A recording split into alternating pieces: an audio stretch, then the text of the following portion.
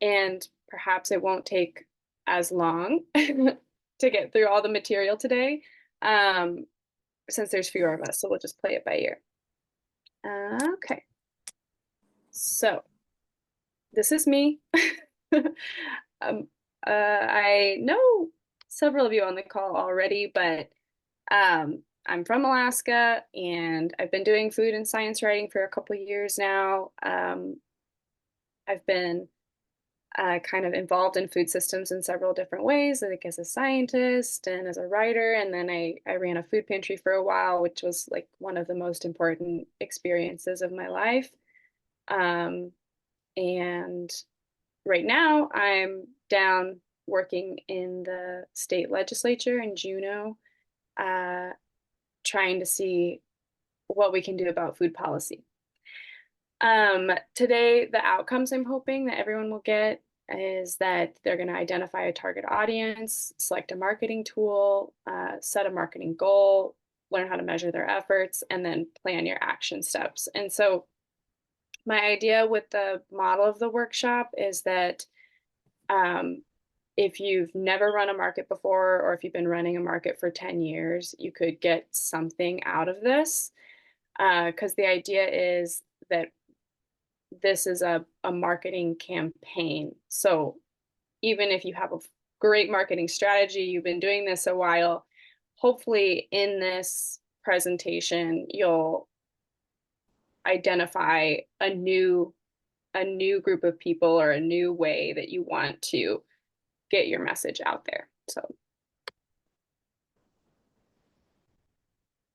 okay. I don't know if you can see that actually all the way, but this is our schedule like I described earlier. Uh, we're going to go back and forth between lecture, workbook, which is basically just everyone have a pen and pencil in hand, and then some breakout sessions, which I might have to reorganize if not more people show up, but that's okay.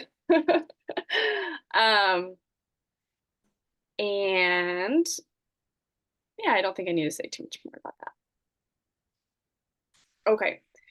And I was kind of hinting at this earlier, but a guiding metaphor for today, I mean, obviously, I'm going to walk us through this sort of paradigm of looking at marketing as a scientist, kind of, okay, what are our steps? But one thing I want to think about is that sometimes it feels like you have to do everything all at once. And I think a lot of people involved in food sovereignty maybe know this feeling of like, oh my gosh, I have to can my vegetables and I have to like never eat something from the store ever again. And I have to do, and in marketing, it's like, oh, I have to have a newsletter. I have to have social media. I have to whatever.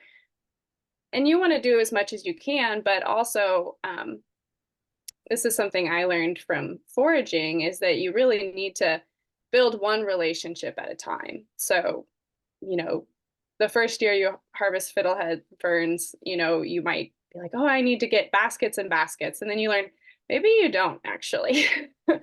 um, or oh, I need to do rose hips and fiddlehead ferns and whatever. And you get overwhelmed and you kind of feel bad about it. And so today is about not getting overwhelmed. It's about building one new relationship with a new audience in your community, something that's meaningful for you and your community.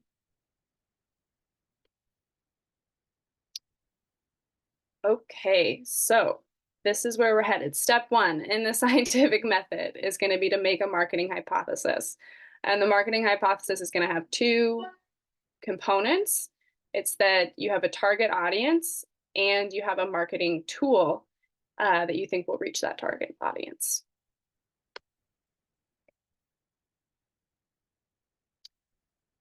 Okay. So how many people, maybe by show of hands, know the difference between a target market and a target audience? People know how to do reactions. Maybe raise your hand if you're like, yeah, I know those two terms.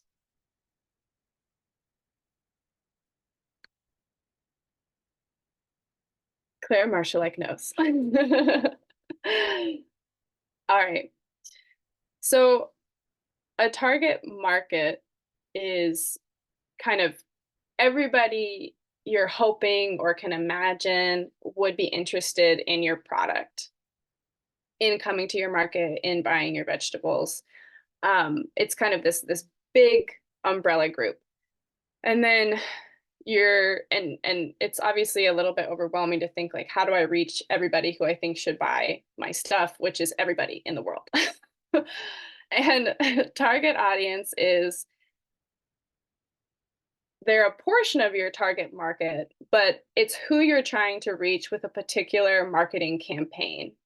So you're developing a strategy specifically for that audience. So it's this subsection of your target market. And there are 4 big ways that you can identify or describe a target audience, more that you can describe. And those are demographic, so things like age, race, gender, and a bunch of other things that we'll talk about, like, you know, what languages do you speak, or what kind of family do you live in? You know, are you single? Do you have children? Like, these are kind of demographic considerations. And then geographic, where do you live? And then I like to include what kind of transportation you use, because I do find that to be an important consideration when it comes to food, especially in Alaska. And then psychographic, this is what people want, what they value, what they're concerned about. And psychographic is, we're going to talk a little bit about that category more. It's an important category, but it's also a category where you can make assumptions that maybe you don't actually know. And then behavioral is an interesting category.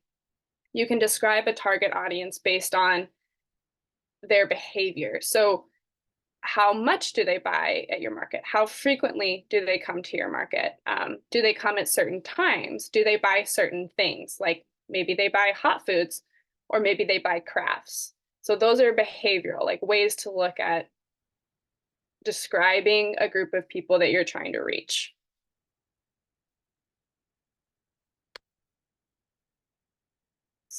Here we go. Okay, so we're going to get into this in our workbooks after our little lecture portion here, but there's kind of 2 things you need to decide on a target audience for the upcoming season, for your marketing campaign in the upcoming season. And that's first to think about your target market. So thinking like, who's already at my market and who's not at my market? Those are 2 big questions, like, and trying to describe, who do I know is already there? Who do I think could or should be there? And then you want to think about your mission. This would be really helpful if your market has a mission. Could you put it, or a mission statement, or if your organization has a mission statement, if you could put it in the chat now, that would be really helpful for us to look at what those are, if you have them.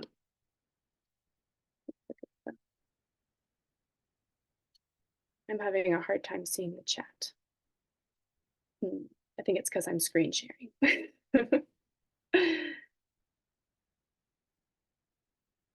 All right. Oh, I see one addition to the chat. And the other thing that can be an alternative to a mission statement is core values, kind of if you've identified a few words. Oh, I see a couple new messages in the chat. I can't read them. Claire, Marshalek, will you read the mission statements in the chat if there are any? Yes. We have from Kara May, Napa Farmers Market mission is to support local farmers and provide an inclusive place for our community to purchase farm fresh, sustainably grown produce, specialty foods, and artisan goods directly from the source. We strive to educate the consumer, preserve the environment, address food insecurity, and connect people to our community partners. Nice. That's a big mission statement. There's a lot in there. That's exciting. Is there another one? Yes, I just posted the Farmers Market Association mission, which is, our mission is to support and foster vibrant and sustainable farmers markets throughout Alaska. Cool. So something that I think good mission statements have in common is that they're broad enough to encompass, why we do our life's work. So that's pretty broad, but they're also narrow enough to help us make decisions. Some notes on this. For example, and I think this is interesting because Kara May's mission statement has kind of both of these things, but you could have a mission statement that says, I want to be a nourishing source of community in my neighborhood or my city. That could be your mission statement. Or you could have a mission statement that says, support the livelihoods of farmers in my community. These are just two examples. And if you think about that, those could lead to different actions. Like if your mission statement is to be a nourishing source of community, then you may be looking for people in your community that aren't being included already. You're like, I want to bring those people in. Whereas if your mission statement is to support the livelihoods of farmers in your community, then you may look for different audiences. Like say there are tourists that come to your community. Well, tourists are usually ready to spend some money on unique things. And so you may take a different direction with your marketing campaign, depending on what your mission statement is. So if you don't have a mission statement already, I strongly encourage you to work on one. I wasn't going to go too crazy on that right now, but I just want you to think about that. Like making a marketing campaign you should be able to use your mission statement as a guide. And then as I've been describing, this is kind of the process. You're going to consider your target market. You're going to use that mission statement as a filter. And then you're going to identify a target audience. So of all the people you could try to reach in your marketing campaign, who do you most want to reach? That's kind of the question to be asking for the upcoming season. All right, are there any questions so far? No. Brad, you have a question? Nope, muted again. Okay. This is step 1 in our marketing hypothesis. And I wanted to give us a little time to check in and make sure we were understanding target audiences. So I would like everyone to look at their paper and write down A, B, C, D, E, F, G on your paper, line by line. And then we're going to think back on our 4 describing factors for target audiences. And those are, we can do D for demographic, G for geographic, P for psychographic, and B for behavioral. And I want you to look at these A, B, C, D, E, F, G and think, what is the describing factor for each of these? Okay, so A, current customers who shop at the market infrequently. What kind of describing factor is that for the target audience? Oh, and I'll give you this one. I think that's a behavioral descriptor of a target audience. And so go through, I'm going to give you just like 2 minutes to think about what is B, C, D, E, F, G. What's the primary describing factor? Would you put the 4 categories in the chat? Maybe Yes. that would be helpful. Thank you. Oh, the chat showed up for me. Thank you.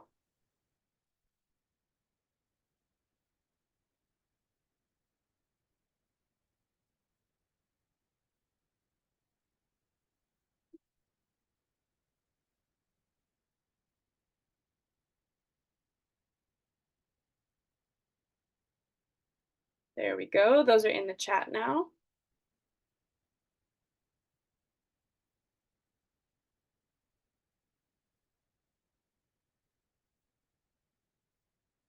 All right, and I wish I had these all pull-upable, but I don't. So I'm going to start popping the answers in the chat for you guys to look at and see how they compare to your analysis.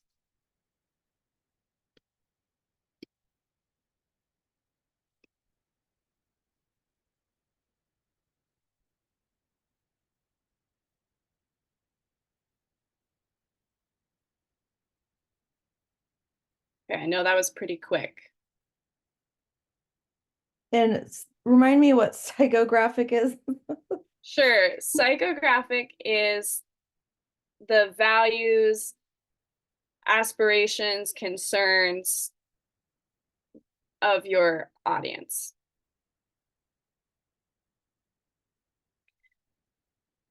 So, and these are not hard and fast categories, but in my answer sheet, I said that E, people who prefer to buy organic produce, that's sort of a psychographic, although it could be behavioral. I could be convinced either way. Maybe it would be more psychographic if it was people who were concerned about organic versus non-organic produce. That's sort of that's psychographic. Okay. Does anyone have any other questions about that exercise?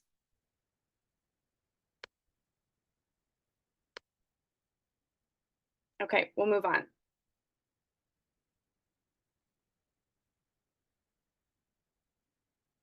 Okay, and then we're going to do this in our workbooks in just a moment, but once you've identified a target audience, you've used some of those descripting factors, you've thought about your mission, and you've kind of filtered through who you want to talk to. You're like, this is who I most want to reach. This is how I'm describing this group. I think they live in this certain area, or I think they care about these certain things, or these people only shop at my market at the end of the season, not the beginning of the season. How do I get them there earlier? You know, that's my target. Once you've identified who your target audience is, you want to do a little bit more research. So you want to say, okay, I have identified this thing about my target audience, but where does my target audience work, play, recreate, and get information? So that's like an action step. You want to see how much of that can I find out? And then another question that's really important to ask is there anyone I can talk to in my community that better understands this target audience? That's really key, I think. I can think of several examples off the bat, but say you want to bring more people to your market that participate in the SNAP program. Well, where are there places in your community where people who use SNAP are going? Like maybe you want to talk to a food pantry.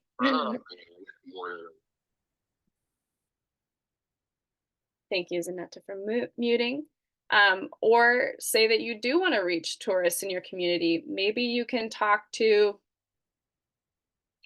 maybe you have a tourist agency there. Maybe you want to talk to hotel owners. Like who do you have in your community that can help you better understand your target audience? And then I'm probably going to skip past this next slide for the sake of time, but it's hard to track, but this is all the same target audience from the previous slide, but with a little more detail. So this is like an example of what can happen after you do a little bit of research. And so after your research questions, the goal is to either have made your descriptor a bit more specific, or you've added another layer of descriptor. So say your original target audience was was described demographically. Well, now you've learned a little bit more about them. Maybe now you know something geographic, like you know where they live. Okay, and that's going to help you understand, or you know where they recreate. You're like, oh, I learned that this group of people I want to reach, they actually take their kids to school here, or they like hang out at this place, at the community rec center. If they, where what there are additional facts you learned after your research. So an extra describing factor. Okay. And I think that that is everything I want to say about target audiences. Let me double check. Yeah, cool. Okay, moving on. As a reminder, we're going to have time to do self-reflection in our workbooks about who our target audience is in just a few moments, but we're going to talk about that second part of our marketing hypothesis. So that first whole part is target audience. And now we're going to talk about our marketing tool. And the big thing with a marketing tool is that it needs to be something you're capable of doing, which that's a great reason to start in January, is to figure out how much can I do. And then, but the other big thing is, does this marketing tool make sense for my target audience? So we're going to talk a little bit about that. The target audience is really driving your selection of your marketing tool. I'm going to go over a really high level overview of what our options are for marketing tools. And there's a lot, but I'm going to summarize them for you, and you can keep notes kind of like, oh, this is an option. So, you can do flyers in your community, which, having run a food pantry, I will say it seems really low tech, but flyers can be really effective if you have a way of directly distributing them. For example, we would put flyers in our food boxes when we really wanted to communicate something to people. Flyers hung up in community boards or restaurants or coffee shops or rec centers. Those are all good options depending on your community, especially because flyers can be translated and can sometimes reach different audiences that way. Email newsletters, these are really effective tools. But the big thing to keep in mind is that you can only reach people who you've already reached with your email newsletter, right? So you have to have people who have signed up for your newsletter. So if you're using an email newsletter to reach your target audience, you're probably going after a behavioral target audience. So that's maybe people who aren't coming as often to your market, or aren't spending as much money, or only coming at certain times. And you're looking for more engagement out of them, but you can't really extend your audience with an email newsletter, if that makes sense. Okay, so those are a couple options we have. We have print advertising. I'm not a huge fan of print advertising. I think there's a whole bunch of hoopla about the effectiveness of print advertising. It's hard to monitor, but it is an option, and it might work for your market, especially if there's tourist publications or a newspaper that's really well read within your community, etc.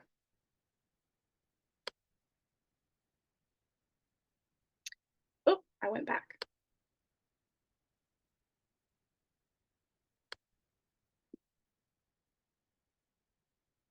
Okay, there is the Facebook page and the Facebook group as options for your marketing tool. It's important to know the distinction between these two. A Facebook page, a business page, well, you can, read my slide here, but the big difference is that a Facebook group can be more actively facilitated. Then you have members. Typically, it tends to be a little bit more engaged. The Facebook page tends to be a bit more passive, but they're both an option. That's all I'll say about it for now. We can talk more about social media later. Okay, you have the Instagram business profile. Things to keep in mind with Instagram is that it tends to be a slightly younger audience. let me look at my notes here about social media.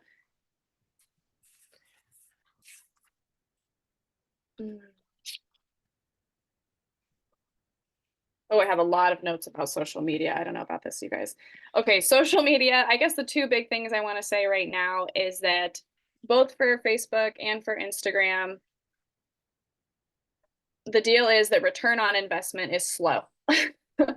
So in the marketing world, it's sort of known that it can take anywhere between 3 months and 2 years for an active Facebook or Instagram page to drive sales.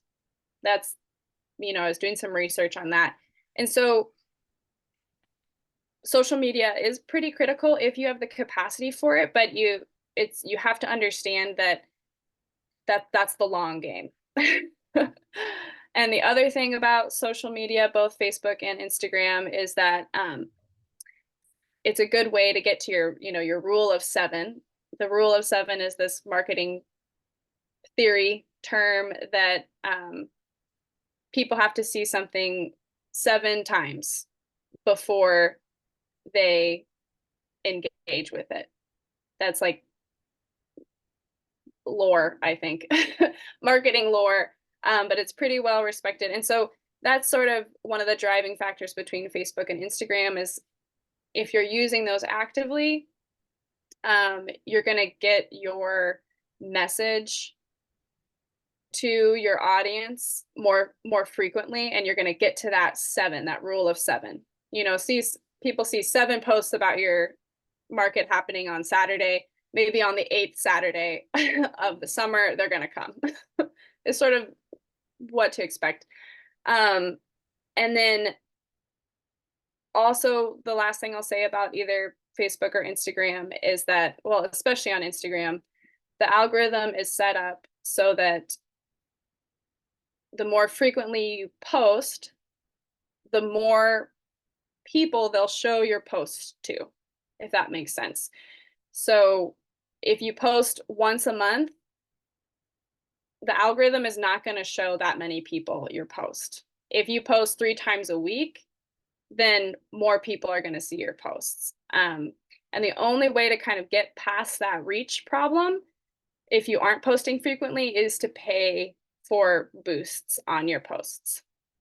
So those are just some things to keep in mind with your smorgasbord of marketing tools. That's some background on the social media. Okay.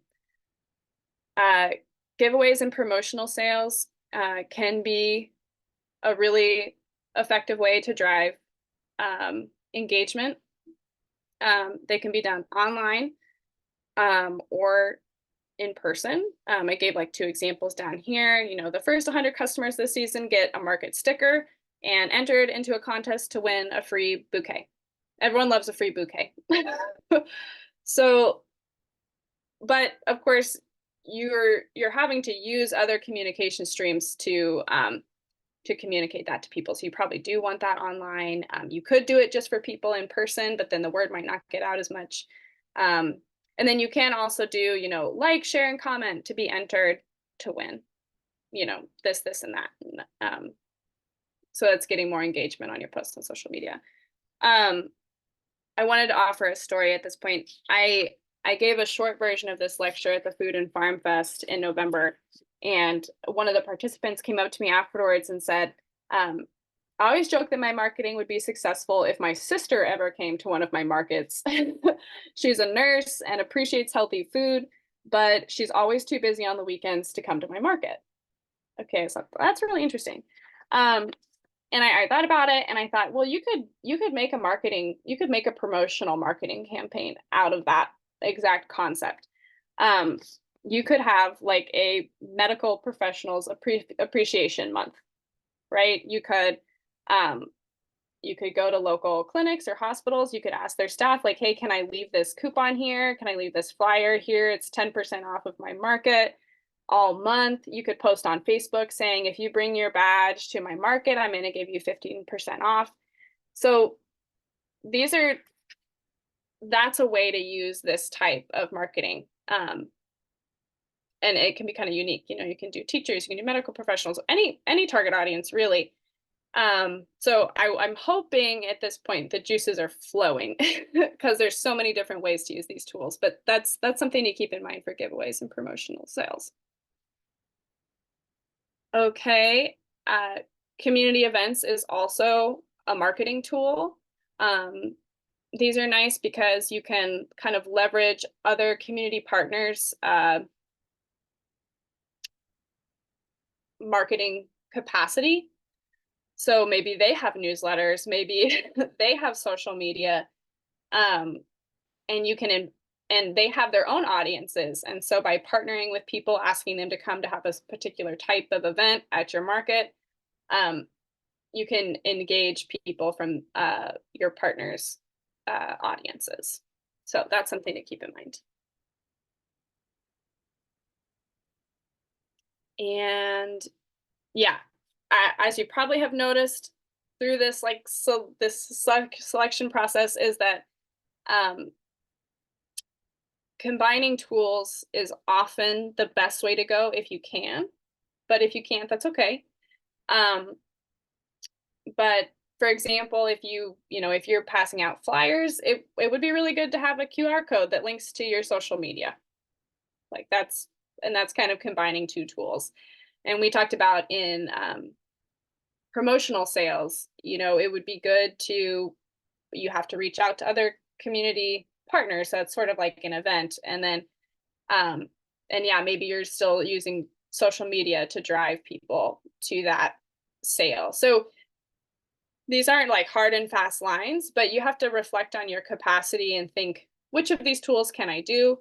How could they be combined creatively? Okay. I think that I maybe, researching. There's a few steps, obviously, with researching or with selecting your marketing tool. I just gave you a really high level overview of what some of your options are, ways to think about it. And as you can see on the slide, I think that these are other important questions to ask yourself. Can you use a marketing tool to help your target audience overcome a barrier to reaching you? That's, you want to ask that question. Which marketing tool will be the most impactful? And also, are you going to be able to keep that up? That's a big question.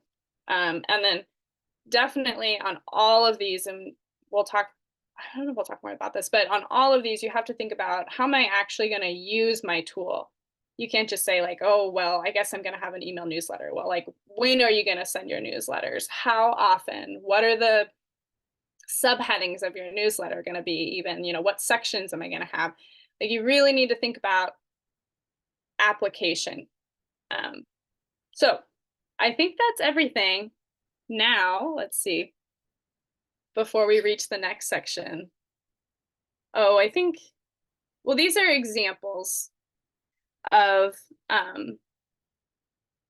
marketing tool statements that could go into your hypothesis. I'll give you a second to kind of read those. And you can see that includes like both the marketing tool and how you're going to use it. Okay.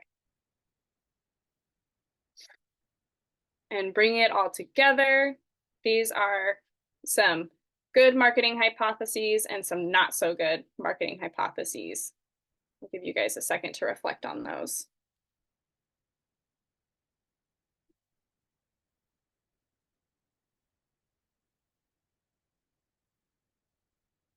Okay. So at this point, I'm going to stop sharing the screen.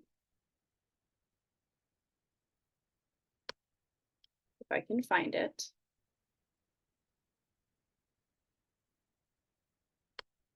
Stop sharing. Brilliant.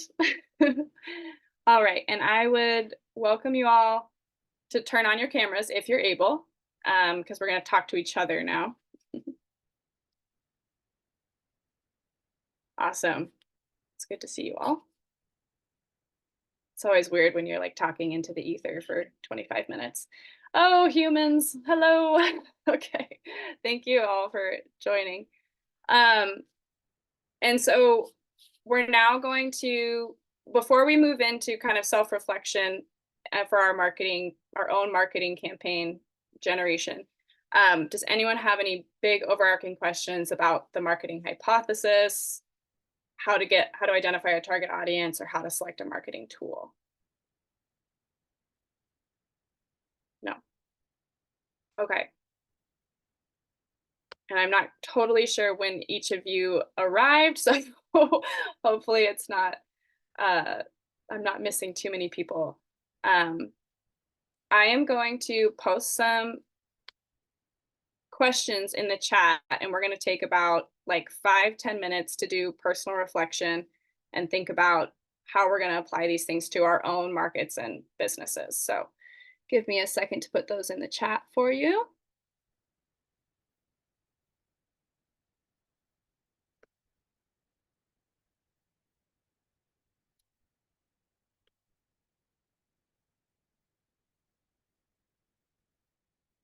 Okay, like I said earlier,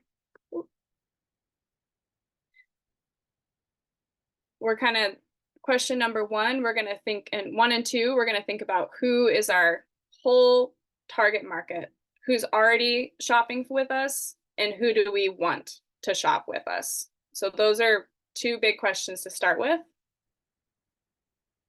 I'll give you about 5 minutes to ask yourself, who's coming and shopping with me already? Who do I know is there?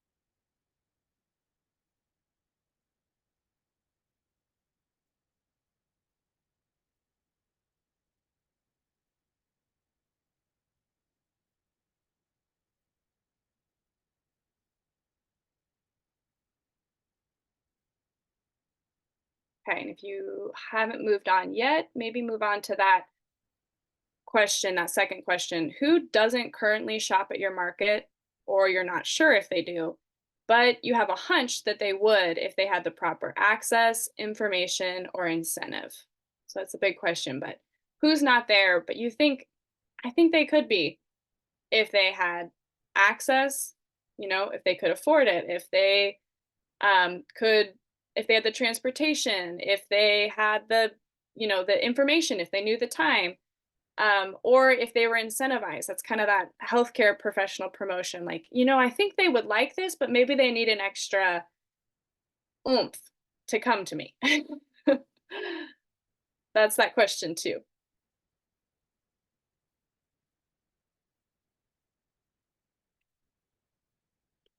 And if you're not thinking about it, I know this can be a little awkward at first. So remember, if you're like, man, how do I talk about people? How do I talk about my audience? Think about those 4 categories. They're demographic, geographic, psychographic, and behavioral. Those are ways to describe the people we're trying to reach. And as you guys are talking, I'll just remind you that demographic doesn't have to be like race, age, gender. Those are the big ones, right? But it could be, are there elderly people coming to my market? Are there young people coming to my market? Are there families coming to my market? Are there people who don't speak English coming to my market, or are speaking English as a second language? People of different national origins. Like, these are questions you can ask that are slightly less invasive or strange to think about, but they are demographic. Are people who use SNAP coming to my market? That's a good demographic question. Sorry, SNAP, Supplemental Nutrition Assistance Program. I think everyone on the call probably knows that term, but so those are things to think about for your wider audience.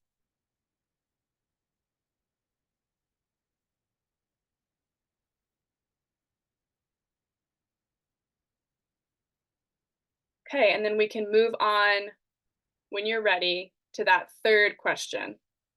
And sorry, see that it's 10:50 now, so I'm going to give you till like 10:54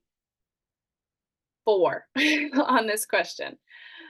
By reflecting on your mission and core values, who do you most want to reach this market season?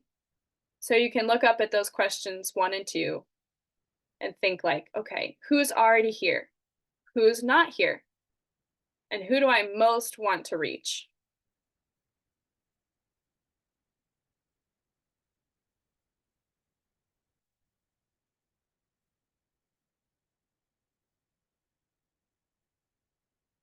And then of course you could write why. Why do you want to reach that group of people?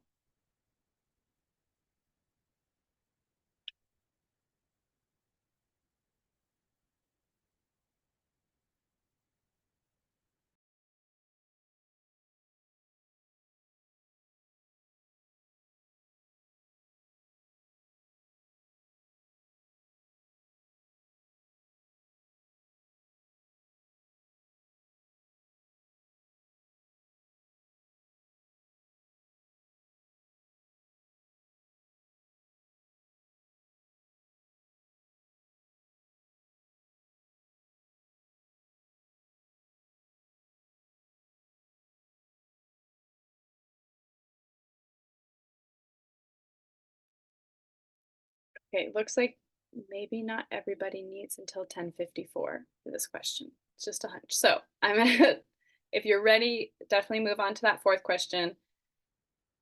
We talked a lot about what our options are for marketing tools. We talked a lot about the option to combine them. And we talked about how we have to decide how we're going to use our marketing tools. Not just, oh, I'm going to have an Instagram profile, but what are you going to do with that Instagram profile? Oh, I'm going to have merchandise that's, promotional. Okay, what are you going to do with your merchandise that makes it promotional? Okay? So that's that fourth question. So what marketing tool will you use to reach this target audience and why? And if you're not sure yet, if you're like, "Oh, I want to do an email newsletter, but I don't know what kind of email software I'm going to use." There's MailChimp, there's Constant Contact, there's all these different free softwares. Okay, well, what do you need to research about your marketing tool to know how you're going to use it? Okay, so that's that question 4. And all these are in the chat.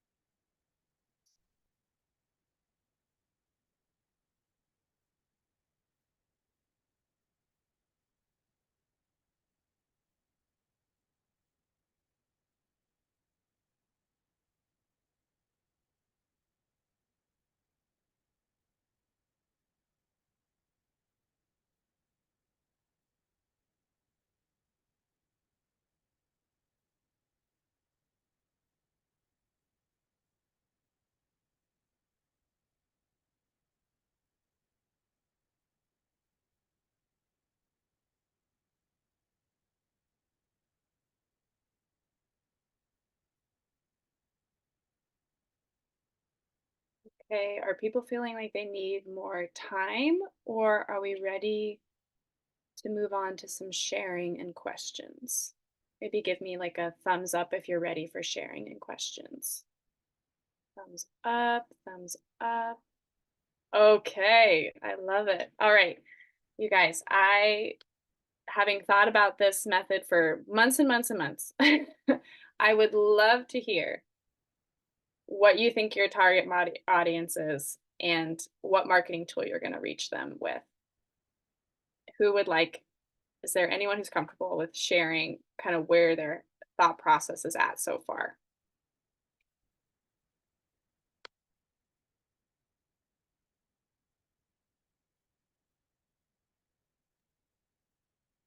Good morning.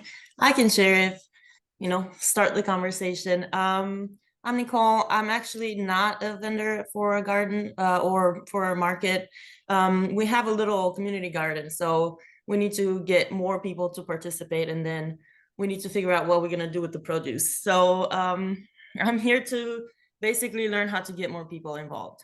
So as far as like who's already participating, we have older people like retirees that are like, oh, I want to learn gardening, people who already have a garden, and then people who are heavily into gardening, like the scientific method. We have an actual scientist in our garden club. And usually we get quite a bit of momentum in the spring. And then there's 4 of us that run it for the rest of the year and nobody else. Every now and then we will get moms, but that was because our president was a mom and she organized all sorts of kids events. So for those events, we got a few moms that came and helped in the garden with their kids. They participated, but she's not going to be with the group anymore. So how do I reach those moms when I'm not a mom myself and I'm not in that group? So who doesn't participate is beginner gardeners, even though this is a teaching garden, and that is basically who we want to attract. Beginner gardens don't tend to show up. And then younger people that are moving. I live in Chugiak. I don't know if there's a lot of younger people here, but we do want them to come over and participate more. So yeah, the most wanted would be beginners because like I said, this is a teaching garden. So we have an actual scientist who teaches. We're part of the anchor gardens, but not really. We kind of like our own here in Chugiak, a little bit separated, but part of that. Then I would like the weekend gardeners, and I do realize as I was writing this down that we don't actually have weekend activities. So how am I gonna attract the weekend gardeners if we don't really do anything on the weekend? So that's, I figured out the problem and the solution there. And then we would like more established gardeners that would like to teach or, be involved, like, oh, this is why it's like that. This is why, your plant is dying. This is how you get rid of aphids, whatever they want to teach. And the garden itself is at the senior center. We need to attract more of the people who live there. And oftentimes they don't know that this is a community garden. They think it's ours and they don't touch it. So we need to connect with them a little bit more and make sure that they participate in the in growing the garden and harvesting and everything. And then new homesteaders. I know I'm in the homesteader Instagram groups and pages and everything. So to me, that's very exciting. So I think that maybe we could, there's other homesteaders here. Lots of people come to Alaska to start little homesteads or just, off-grid living. So I would like to attract some of those people as well. As far as marketing tools, for the seniors, definitely put up flyers where they live, right? That would be an easy one. They do have a bulletin board. So That's for great. young people, I imagine Instagram and TikTok, but that, like you said, it will be constant posting. So we will have to make an effort to make sure that we have enough content and that we post regularly and stuff like that. I guess for moms, Facebook would be good, and try and get into the Facebook groups. One of our 4 is a mom, so maybe she can help with that. You have gardening moms of Chugiak. There's one. Group. You could have a gardening moms of Chugiak Facebook group. Yeah, that'll be nice. Yeah. So maybe have a market. We did have quite a bit of things to harvest last year, and we just kind of shared it amongst ourselves and gave it to the kitchen at the senior center. But it would be maybe nice to have a market and be a tool to attract people to our garden, or just participate in other people's markets. Just be like, hey, I don't know how it will work with selling product because we're not an established anything. So we'll have to look into that. And then of course this newsletter.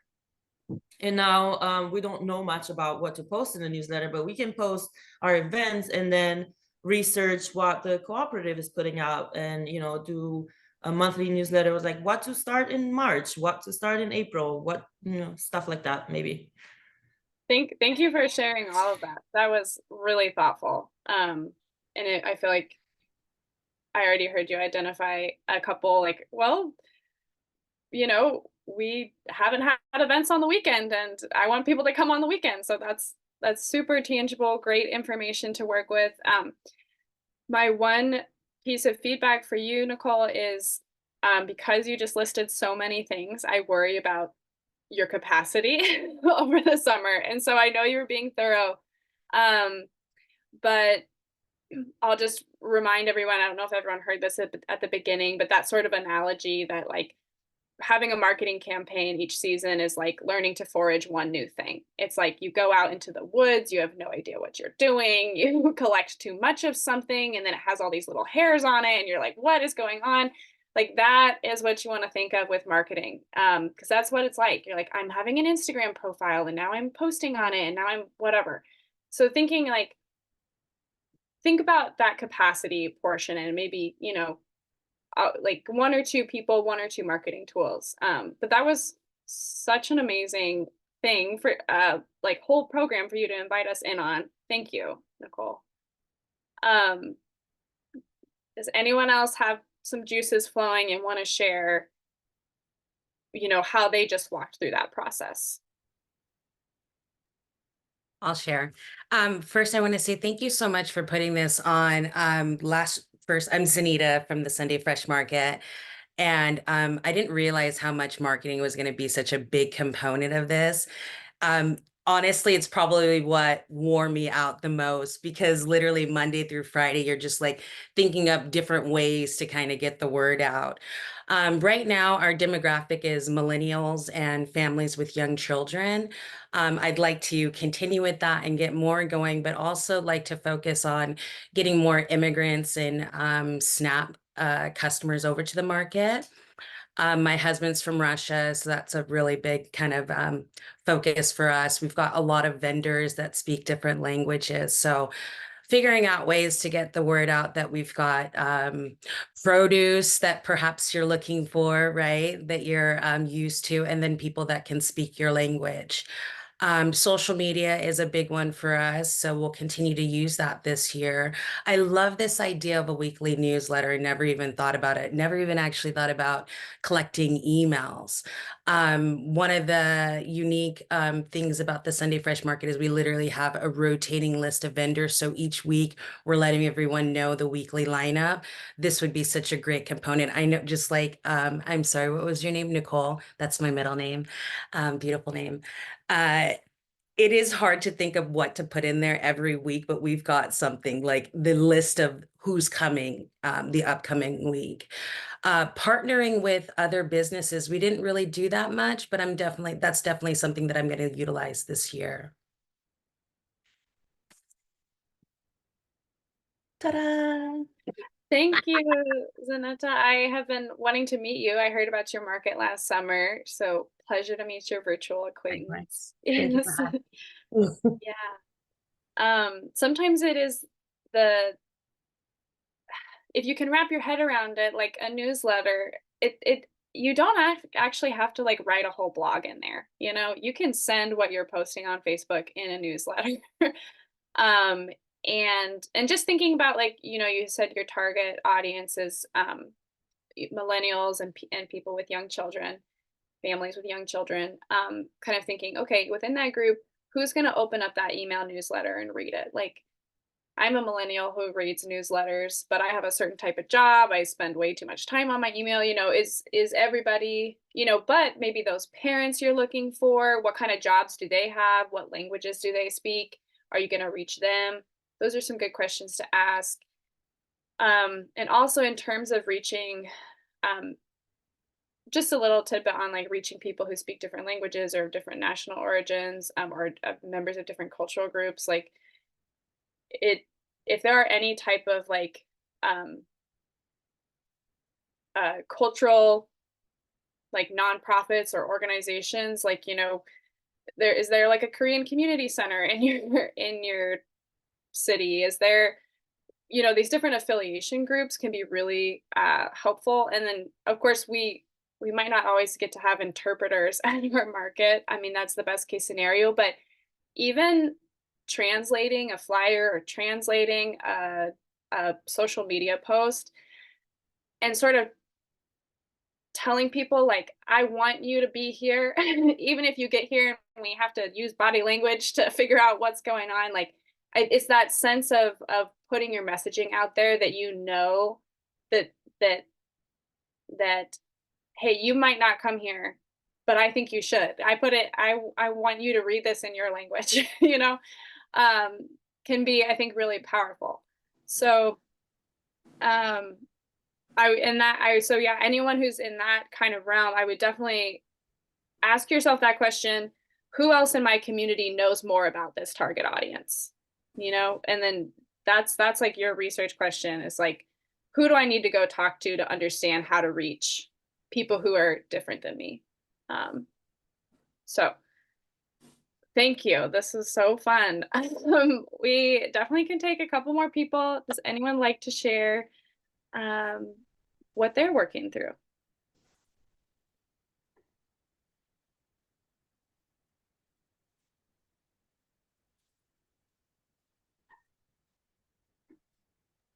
I can talk. Just to preface, I have an intense game of Monopoly happening with 3 boys on the side. So if you hear commotion, they It's are a Saturday.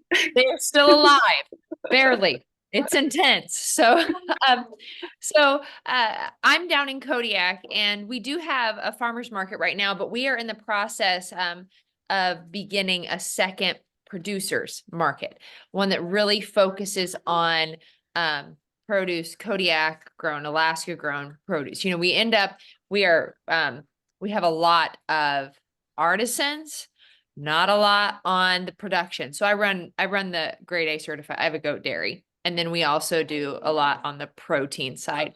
On my side, Bounty Farms is here. They do a lot with growing.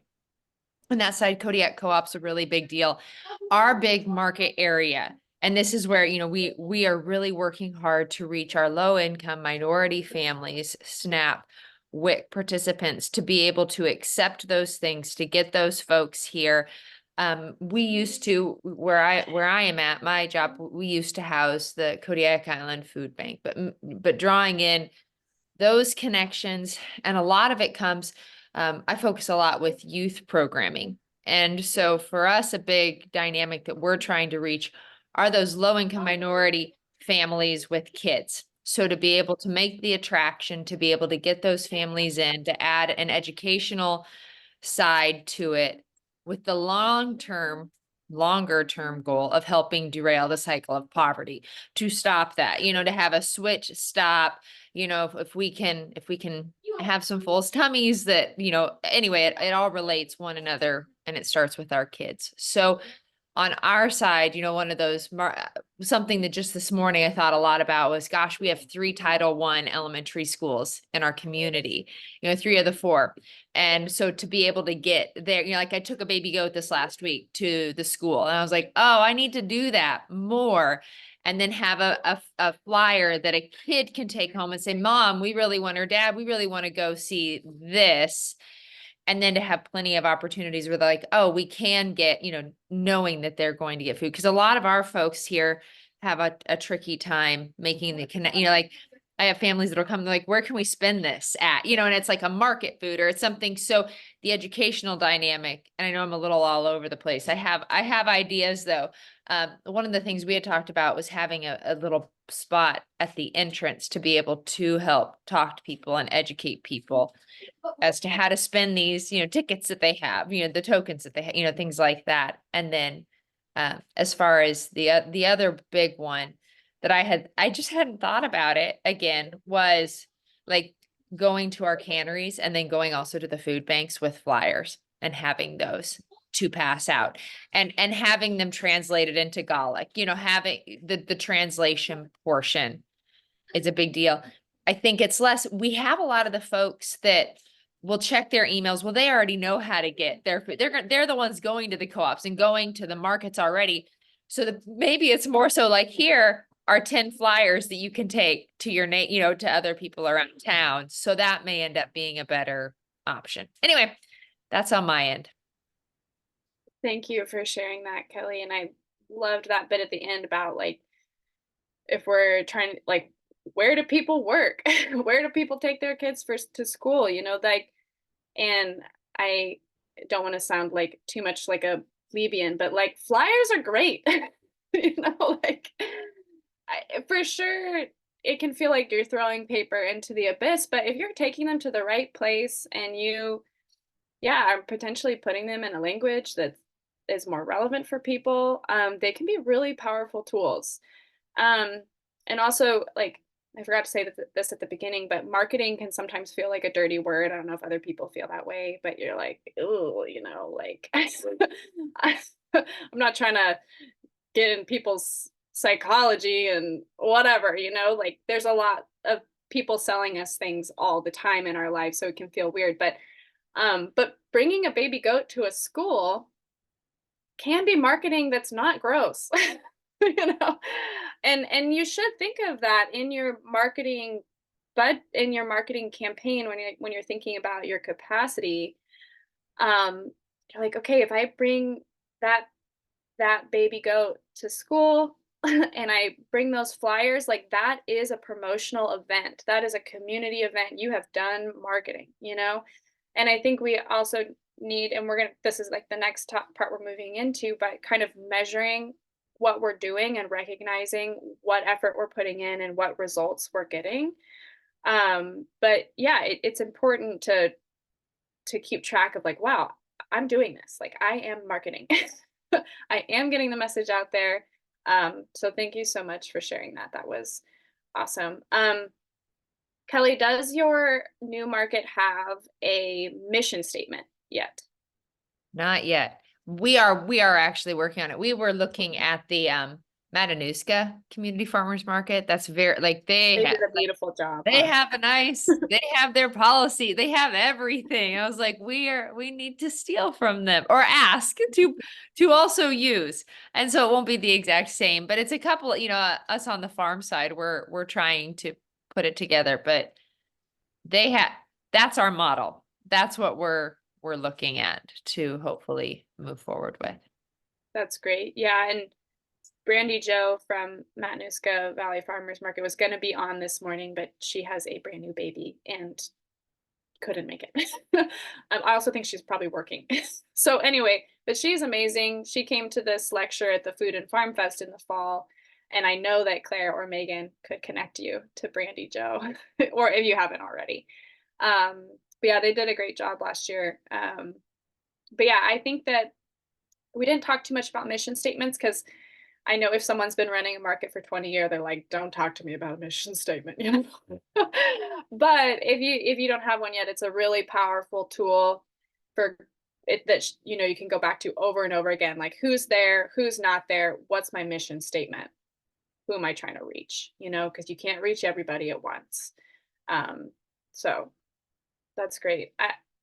Unless anyone else would like to share, do we have I can anyone go else? really quickly. Okay, yes, please. I want to say hi to. Hi, I'm Kara May from Napa, California. I'm crashing your party in Alaska. Can't get rid of me. So I run the Napa Farmers Market here in Napa County, California. And I think like a lot of farmers markets, our customers are older, more resourced white folks. And we know that the Latina community members are underrepresented at our market. It's gotten better as we've really put intentionality around becoming welcoming. Oh, my screen froze. Can you still hear me? We can hear you. Okay, maybe I'll turn my video off. Sounds good. Okay. Letting having materials in Spanish, really making sure folks know that, there are Spanish speaking folks at the market, and going into community and working with some folks that had some bad experiences previously at the Napa Farmers Market, being people of color and being Spanish speaking folks. And what I'm really interested in we have a lot of the traditional methods covered, but I'm really working identifying some promotoras or community health workers, like the individual community leaders that sort of have the influence in their communities, and work with them to figure out what are the types of messages that we would like want to put on flyers.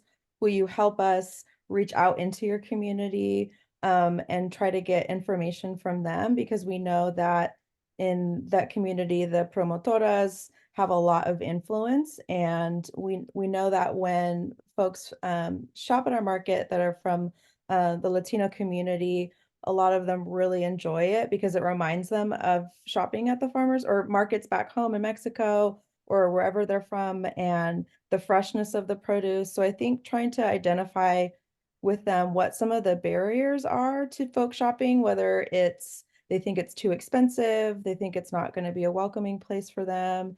Is it the convenience factor? Like, is it because we're only open certain times a week? But really trying to work with them to identify some of those methods that we could use and get more folks to our market. That's it. Thank you so much for sharing that, Carrie. I feel like you're in that sort of like second degree, that next level of that question we posed of like, who in your community knows more about your target audience? And I feel like you're like taking that question all the way to its end, or you know, you're blowing up from that question, and that's a really beautiful way to go. And I'm gonna put in a shameless plug for the Alaska Farmers Market Association Summit because what I will likely be doing at that summit is talking specifically about kind of what you said, Carmen, not only identifying like not only identifying your target audience, but also thinking like, what are their barriers? What are the particular messages they need to hear, and how do they need to be treated? What is dignified? Like really going into kind of reaching people from marginalized communities and bringing them in, and what kind of work that farmers markets can do to do that. So really taking that target audience and really workshopping how to reach that target audience in our own communities, because there's different groups of people who've been marginalized in each of our communities, right? So but for today, I mean, I love that the conversation is going in that direction. But just, you know, this model can be used to reach, you know, whoever feels important to reach to you in your market. So anyway, I hope it's a versatile tool. I want to give us all a break. I know this is a long workshop. And I think we will be able to finish earlier than 1 today, but I wanted to give you guys like until 11:30 to have a snack, use the bathroom, make a cup of coffee, do something with Monopoly, I don't know. So yeah, go ahead and turn off your cameras. Please come back at 10:30. I will try not to take it personally if you don't. I know it's a Saturday. But I will see you, or I'm sorry, 11:30. I'll see you at 11:30. Okay.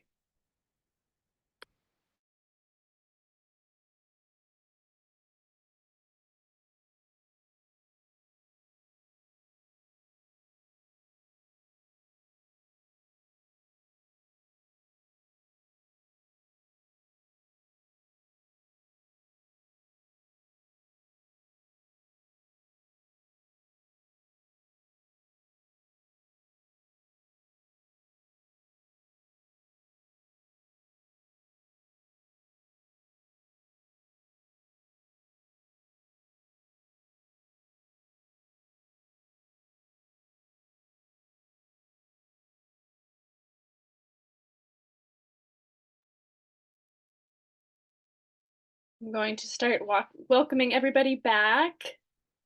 You could either give a thumbs up or turn your camera on to let me know you're back.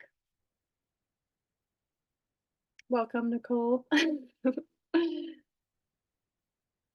I did forget to mention earlier that this is being recorded in case people didn't want to spend their Saturday with us, which, you know, their loss, but maybe they will review it in the future. Okay, I hope everyone got a snack. I got like 3 bites of toast. So I might be eating it after I'm done talking.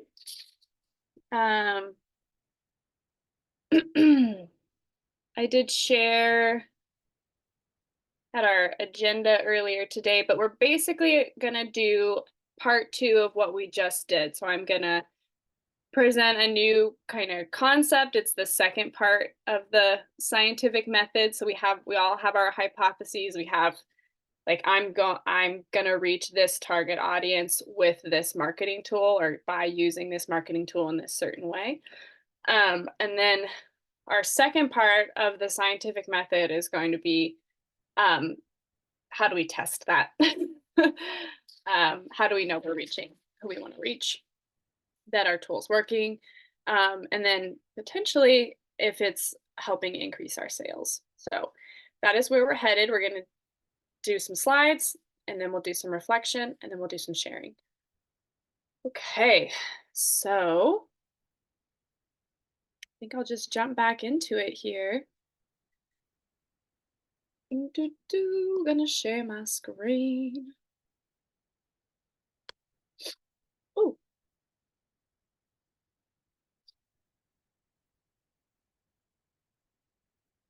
Okay. Back to it.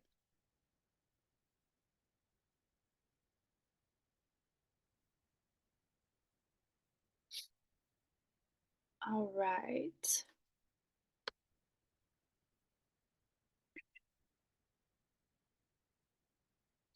It always takes me a little bit to fidget with all this.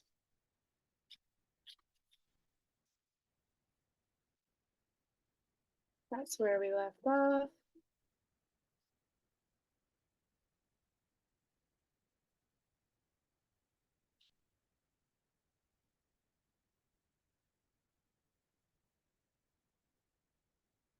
Okay, so now that we have our hypothesis, the idea is that we're going to design an experiment. And I'm going to use this term called marketing goal. And a marketing goal is different than your hypothesis, but it's related. It's like the way that you test your hypothesis. So we'll get into that.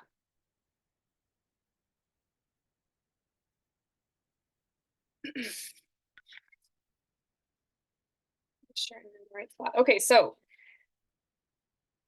this is sort of comparable to in our target audience when we were kind of learning these new ways of describing groups. You know, we were describing our demographic, geographic, psychographic, and behavioral. Well, here are your types of experiments that you can run. This is like kind of the language we're developing for this section. So I'm proposing there's 3 types of tests you can run on your marketing hypothesis. You can test if you're reaching your target audience. You can test if your marketing tool reach is increasing, if it's building, and we'll talk about the difference there.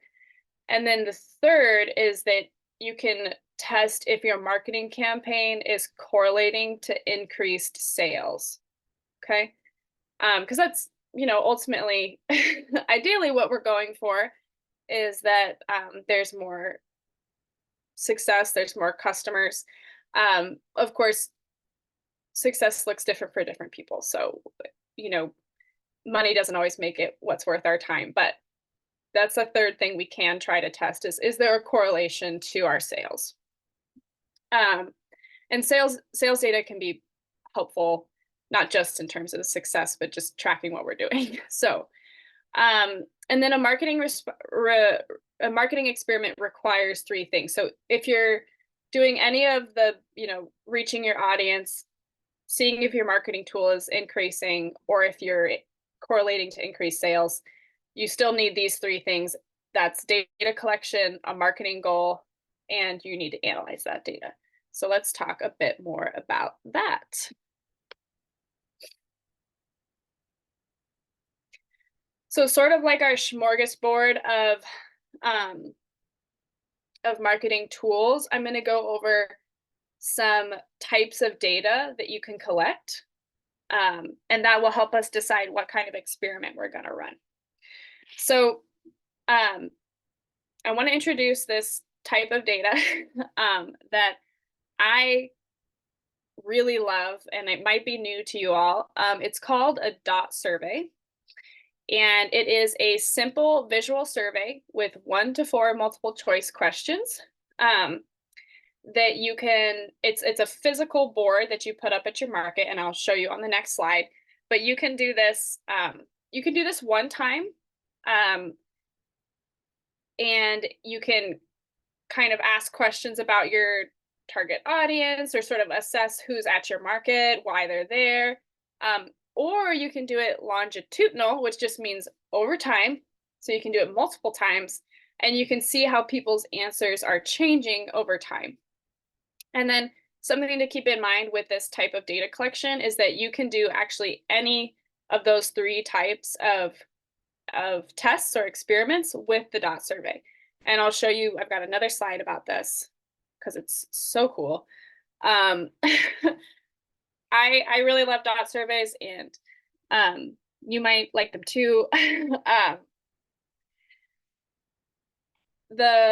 have this resource listed here. It's OSU's tool for rapid market assessment, and I do have a link to the download that I will put in the chat later if you guys remind me. I don't have full access to it right now, but it is also available in the Alaska Farmers Market Association's toolkit online, and you can find it in a Google search. But what you're looking at on the screen here is a dot survey, okay? And the question in this dot survey is, what is your primary reason to shop at this market? So as I listed in that, what you can see in the caption here, sorry, I'm tongue-tied, is that this dot survey, it's doing 2 things. It's doing that type of test that looks to see if you're reaching your target audience. Like, are the people who I think are here, are they here? That's, that's the type of experiment it is. And it's gathering psychographic information. So, and I hope that makes sense, but that's what this survey is learning. Like, this is what it's teaching you if you were to collect this dot survey. But when you go to the OSU's tool for rapid market assessments, you can see different versions of this test, but I recommend that you use, pretty much this exact setup, like 1 question per, big white sheet of paper.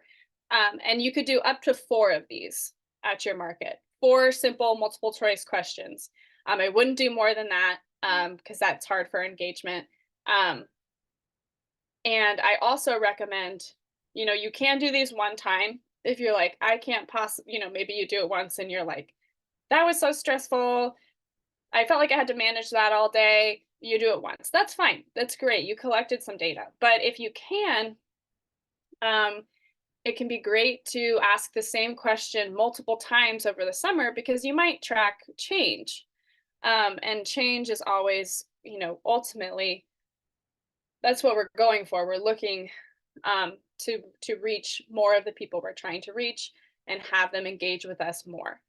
So let me see if I put any, I should have put other examples of research questions you could ask here, but say that you're, well, I'm going to go blank now, but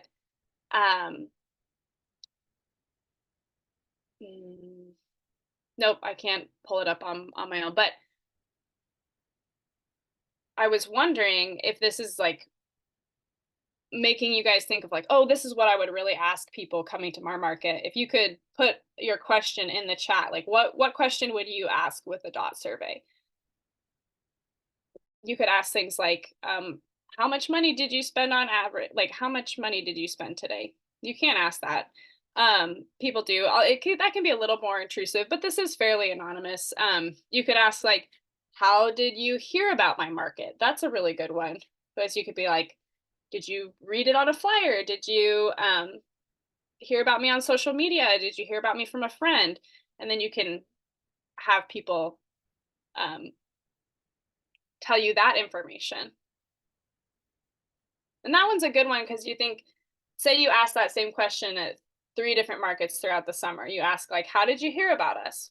And you could see if you're spending all summer posting about social media or posting on social media, you would hope over time that there were more people that place their dot in the social media column. You want to see that column increase, right? You're like, I want more people to say they heard about us on social media. So that would be a good way to test that. Let me see. Yeah, did anyone, it's hard for me to see the chat when I'm sharing my screen. Oh, there it is. Perfect. Yes, thank you, Zanetta. I like the dot survey too. One thing to keep in mind with the dot survey is that, of course, you're only able to measure the people who are already at your market with the dot survey. That's the big caveat of the dot survey. If they're not there, you can't ask them why they're there or what they're doing there or etc. So, but for the people who are showing up, it can provide you a lot of really valuable information depending on what questions you ask, all kinds of different information. You could ask like, what did you buy today? It could be like hot food or produce or crafts, that tells you information. So I've gone on and on about dot surveys, but I want to reiterate. Oh, I got a message from Karen May. You could also do a map and have people put their neighborhood on it with a sticker. That's really cool. I love that idea. And that's kind of getting at like geographic data. You're kind of identifying, okay, of the people who are here, where do they live? And that's giving you a lot more information about your target audience, which is always really valuable, or your potential target audience. It's giving you information about your target market, but you could use that in your target audience. You're like, oh, all these people are coming from this certain neighborhood. Maybe I should go advertise more in that neighborhood. Or, the opposite. You could say, oh, no one's coming from this part of town. Maybe I should go to that part of town and talk with people and see, talk with a restaurant owner or a school or a rec center there and ask them to like share about my market or my business or my volunteer program in Nicole's case. So that's a really good idea. Thank you for sharing that. Okay, we'll move on. So that dot surveys are one type of data that are very powerful if you're interested. Other types of data, if your target audience involves people who use nutrition assistance programs, then just by participating in those programs, you're already going to have this data, which is great. If you accept SNAP, if you accept WIC or SFM&P coupons, then you're going to have to keep track of how many dollars or how many of those coupons you're processing. And that's really valuable information. You could look, okay, I processed this much in SNAP sales in May, and then I worked for May, June, July to reach more people using SNAP. And then in August, what was my income in SNAP sales? That's a really good question to ask, and probably one you should ask if you're trying to reach those people. You should know, you should track that data. So that would be great data collection to analyze in terms of your marketing hypothesis. Other type of data collection, this one's pretty easy. If you're using a newsletter, if you're maintaining just a regular email list, you're not going to get this data, which is partially why I do suggest, if you're interested in doing a newsletter, getting a free software to do it. And there's plenty out there. Once you reach a certain amount of recipients, you typically have to start paying. I want to I need to look this up, but it's, I feel like 100 or 150. If you have more recipients than that, you might have to start paying. So that's something to consider. But many of them have free options, and then you can see easily how many people are on that list, how many people have signed up and or unsubscribed. And then you can also see how many people actually open your email, which is another really helpful thing to track.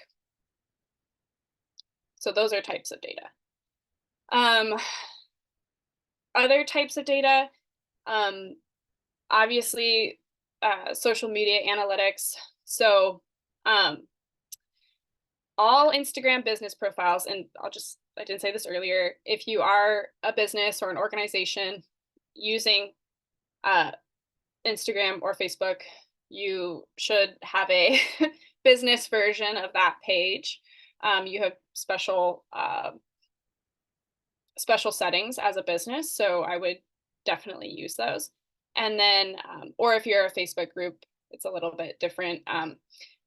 But if you're a Facebook business page and you have over 30 likes on your page, you're going to have free analytics. And if you're a Facebook group with over 50 members, you're also going to have free insights. And there is kind of 3 ways to look at social media data. There's reach, and I was talking about that a little bit earlier. That's the number of people who actually see your post. If you remember, I was saying if you don't post that often, then the algorithm is set up to not reach as many people. That's why posting often is so important. And we could do a whole separate section on social media. I know it, like scheduling posts, having calendars, but doing those things in advance is very helpful, because once you're in the thick of summer, it's very hard to keep up with this amorphous idea of posting. So I do recommend making a social media calendar if you plan on using social media. Sorry, I got on a tangent. Impressions, that's the number of times that people see your post. So if you guys are using social media, you'll realize like you see things multiple times sometimes, depending on, reloading your page, you'll see something else. So impressions, that's kind of a weird one, but it is a type of data you'll get. And then engagement, and that's the other biggie, right? It's like, how many likes are you getting? How many times is your post being shared? And how many people are commenting? And engagement is also something that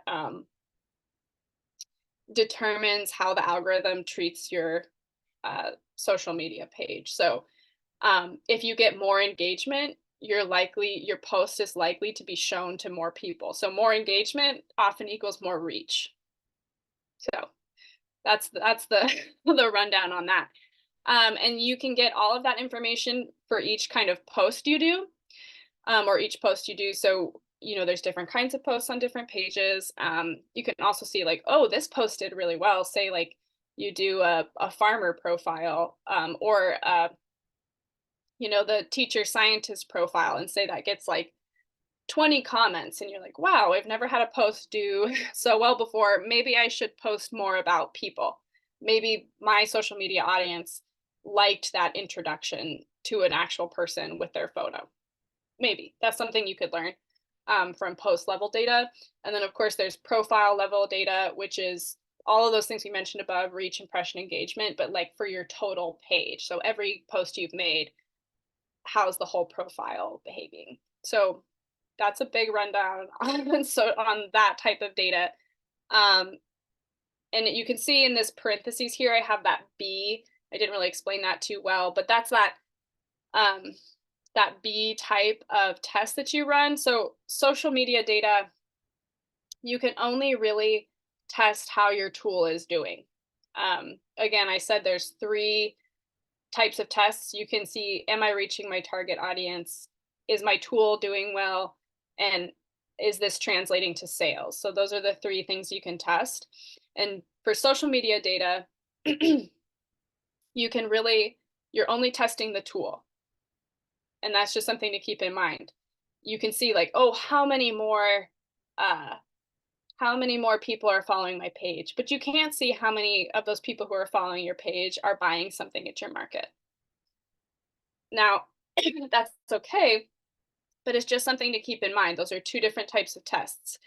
And again, social media is it's considered the long game. It's really important, but it's the long game. You're not gonna necessarily, just because you have 5 more followers on Instagram doesn't mean you have 5 more customers at your market. And that's just the way it is.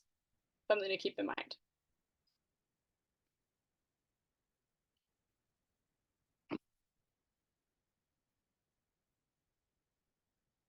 Okay. I think this is our last form of data collection I wanted to share with you. These are options. Again, these are ways to think about measuring or doing your test.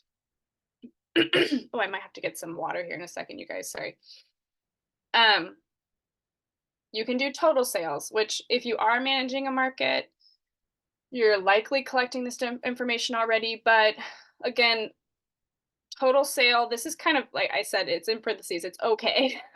This is course data. So many things can affect sales, like weather,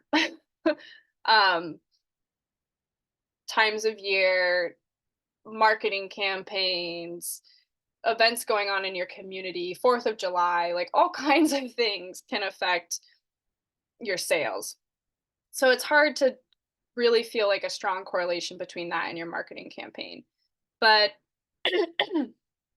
I really like thinking about sales by type of product or type of vendor. So kind of organizing, hot foods, crafts, seafood, value added products, deciding what the main categories of things for sale are in your environment. And potentially just organizing it by vendor. Like this vendor falls largely into this category. This vendor falls like hot foods. This vendor's largely crafts. Like maybe they do crafts and a little bit of value added, but you're going to put them in one category or the other. And then when you see how much each vendor is making, you can separate them out and gather more information that way. This is especially important if you're running a marketing campaign that's trying to target a behavioral audience, like people who are going to lunch, who work across the street. You're like, man, there's this big customer base, this target audience I've identified. It's people who work across the street, and my market is on Friday night or it's on Friday lunch. And I want them to come get lunch at my market. I want them to come do their shopping at my market. Well, if you've identified that as your target audience, then a great way to test if that's working is you test, are my hot food sales increasing? So that gives you a feel for how that would work. Okay. Any questions? Oh, sorry. This is an example kind of on any of the data collection mechanisms we've talked about so far. You're going to want to make some way to organize your data, but this is a visual representation of what I was describing. You have your value added food and you have your 3 vendors that fit in that category. You have your produce and your 3 vendors that fit in that category. And then you can track over time, each week of your market, how, if certain categories are increasing in sales. Again, this isn't like one-to-one. Like I did a marketing campaign, so I know my sales are increasing in this category, but it's a correlation and you want to be able to track those trends. That's that third type of experiment. It's like, is there a correlation to my sales or a type of sale here? Okay. All right. So well, I guess I can still see you guys. Does anyone want to raise their hand or come off mute if they have questions about the types of data right now? No. Okay. I am again going to do this exercise thing that's a little bit weird, but I'm going to try it again because I want to check that we're understanding. So here are marketing goals that encompass different types of data collection and different types of experiments. And this, I'm hearing myself talk, it might be a bit of a jump, but again, on your workbook or in your scratch paper, if you could write down A, B, C, D, E, F. we're going to do an exercise. And I'm going to give you this key, so you have to write this a bunch of times. But A is going to be a test of a target audience, okay? B is testing your marketing tool. And C is correlation to increased sales. Okay, so those are those 3 types of experiments you can run. So if you're looking at these marketing goals, oh, sorry, I just realized I direct messaged. I direct messaged what I was trying to send instead of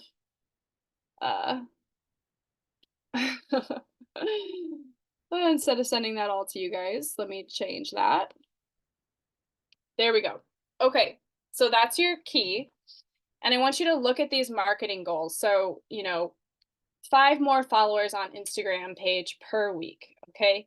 That's like the goal. I know I have this marketing tool, and I feel like that's what success would look like to me. I would know my hypothesis. Like, I would say I satisfied my hypothesis if that happened, if 5 more followers on if I had 5 more followers on Instagram page per week. And I want you to ask yourself, what are you testing there? Are you testing A, are you testing your audience? B, are you testing your marketing tool? Or C, are you testing a correlation to increase sales? Okay.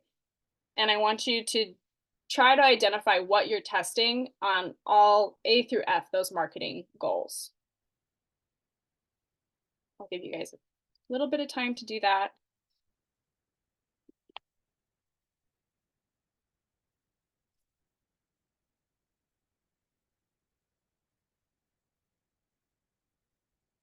And our idea here is that we're honing our lens. We're learning these terms so that we can think about them in perspective to our own businesses, markets, organizations. I know it's hard with the letters here too, but I'm going to start putting the answers in the chat.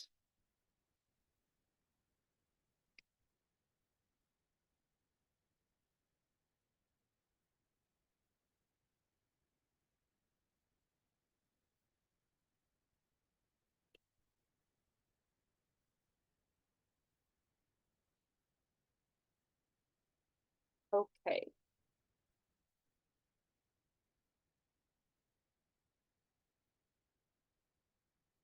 So that down there was sort of that example, that F, 50% of those surveyed said hot food was the main reason for attendance.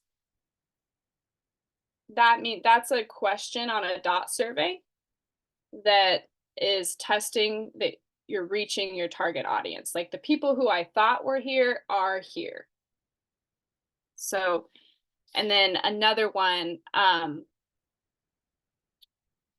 D, 15% of people, oh wait, I don't know if I wanted, no, D is Snapchat transactions increased by $50 on average from the first month to the last month of the season. So that is kind of A or C. You know that your Snap participants are there, so you're reaching your target audience. And but also you see that sales are increasing, so that's correlating to increased sales. So that's like you're using your either A, testing your audience, or C, correlating to increased sales. So again, these aren't hard and fast boundaries, but these are ways to think about what you're testing and if you're being successful. Okay, I'm going to move past our exercise. And I think I've already covered this, but they are distinct things, but your marketing goal and your hypothesis they have a relationship. So I didn't talk too much about this example earlier, but say that you have a marketing hypothesis. I will reach people who work across the street by hanging a banner that says, "Meet me for lunch" at your market's Instagram page, and making daily posts that advertise hot food sales. So if anyone wants to put in the chat what marketing goal would fit this hypothesis, and there's more than one, but like what would be a good marketing goal for this hypothesis?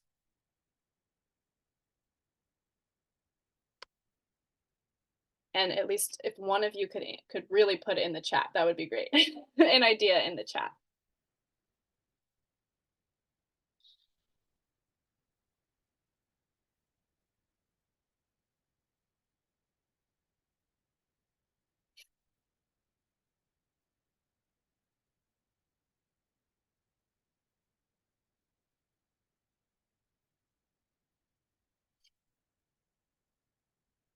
I can't see you all, so I don't know if you're thinking.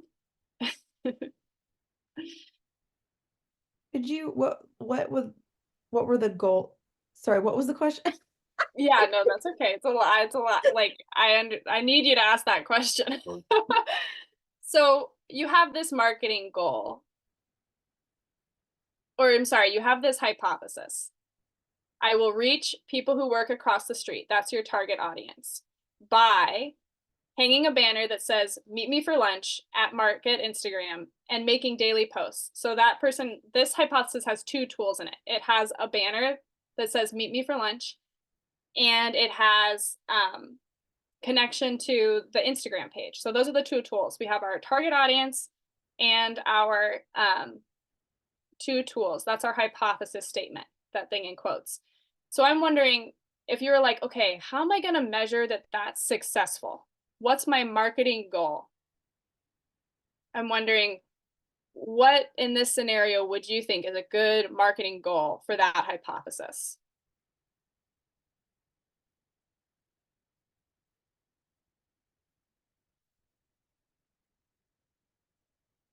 Yes, I would say increased hot food sales. Yeah, that's awesome. I totally agree. You also, I want to show you the variety. I think increased hot food sales would be the best marketing goal. You know, that'd be a strong test. But you could also, if you only wanted to test if your marketing tool was working, you could do a B type test, and you could just track that your followers on Instagram are increasing. You could say, oh, this banner is working because more people are following me on Instagram, or my posts are working because more people are following me on Instagram. Or if you wanted to get more elaborate, you could have a dot survey at your market. If you wanted to just test, like, am I reaching people on Instagram? You could say that you want 50% of the people who fill out your dot survey to say that hot foods is the main reason they came to the market. You could ask a question, what's the main reason you came to your market, on a dot survey? And you could say, I think 50% of people are going to say they came for hot food because that's who I'm really trying to reach. And that would be reaching your target audience. So yeah, if you tracked increased hot food sales, that would be that C type of experiment. That's a perfect answer.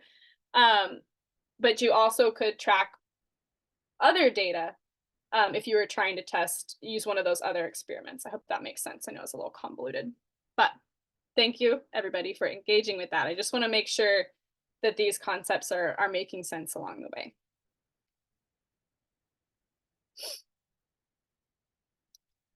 Okay, and I know this marketing goals and marketing experiments, like they're about testing success, right? Is it working? That's the question. And when you're analyzing that, there's some things you want to keep in mind, and it's a little bit difficult to talk about, right? Because there are those three types of experiments, and so marketing goals kind of look different based on what you're testing. But some things to keep in mind is that you're going to want to have a way to organize your data, and you're going to want to record it at regular intervals. So, for example, if you were tracking your social media data, your social media is going to have some timelines on its own, but it probably would be good for you, like, to go in and look, like, every 2 weeks, I'm going to go in and look at what the engagement data on my profile looks like. And I'm going to record that on a spreadsheet. So, like, oh, I'm at, I have this many more followers, or I have this many followers this week and this many followers in 2 weeks. And so you're checking at regular intervals. How am I doing? How am I doing? And you put that data somewhere. It's an organized spot and you know where it is. And then something else you want to keep in mind when it comes to data analysis and data collection is that the more you test, the more accurate your results usually are. So that has to do with, say you are doing a survey, just something to keep in mind is that your survey is going to be more accurate if 50 people fill it out than if 10 people fill it out, right? And so, and then you have like a frequency dynamic where if you do one dot survey, that's just one data point, you know? But if you do it once a month, you're going to get more and more accurate. And then that kind of gets into our averages. This is a little complicated, but this is like you want to think about instead of comparing sales data from 1 week in May and 1 week in September or 1 week in August, you're going to want to compare the average sale data in May to the average sale data in August. Because say, you know, the second week of May, you have your market, there's like a snowstorm. It could happen. And nobody comes to your market. And then you're like, well, dang, I was going to try to compare how those sales went on that day. Well, you don't want to do that because that's a fluke, right? And so sometimes you have to just throw out certain days altogether if something crazy happened. But you also, it's always better to go, okay, in 3 weeks in May, these are my sales. 3 weeks in August, these were my sales. Take an average and compare them. It's not a perfect science, but it helps you be more accurate because maybe there was a community event going on in August and your market became a lot slower. Well, that doesn't necessarily mean that your marketing campaign hasn't been working. You know what I mean? Like you want to try to look at bigger trends. So averages are your friend. And then, yeah, you do want to know your timeline. And as the slide says, it's really important, particularly for that C type of experiment being when you're trying to test a correlation to sales. And it's kind of, it's what I'm describing now. You need to know what your time frame is. Are you comparing, you know, first month to last month? Are you comparing this year to last year? Because if you're looking at an increase, you need to know over what period of time and why, ideally. So those are things to keep in mind for data analysis. If there's questions on this, I would be more than happy to answer. Let me just double check. Yeah, this is our next breaking point. So I'm going to stop sharing. And it's very helpful for me if you guys have questions right now, I would love to clarify in that so that I know how this is landing. Does anyone have any overarching questions right now before we go into our workbook?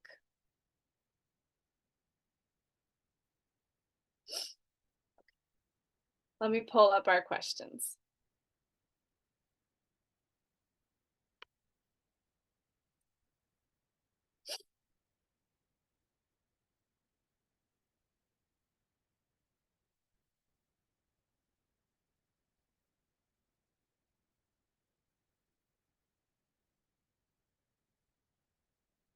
Okay, everybody, pen and paper out. Here are your questions coming at you. So the first question is, what type of experiment do you want to conduct and why? Okay, so this is going to be specific to mostly to your marketing tool that you're thinking about working with. And your types of experiment is, well, not always, actually. It might involve your marketing tool. But your type of experiment is, are you going to try to test if you're reaching your target audience? Okay, are you going to try to test that your marketing tool is increasing its reach? Or are you going to test that you're improving your sales? Those are kind of your 3 big questions. Like, what kind of tests are you going to run?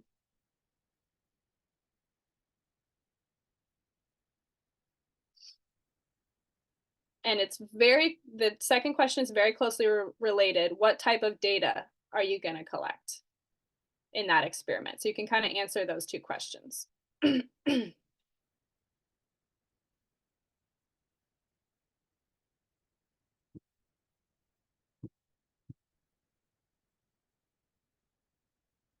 Y'all, pardon me for 30 seconds. I'm going to go fill my water bottle.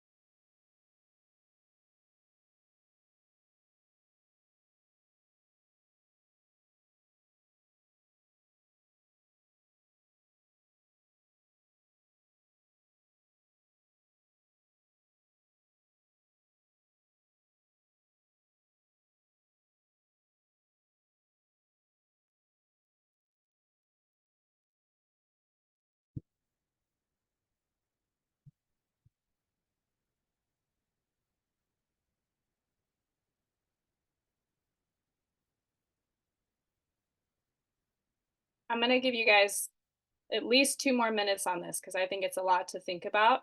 So keep working. I'll give you guys a warning.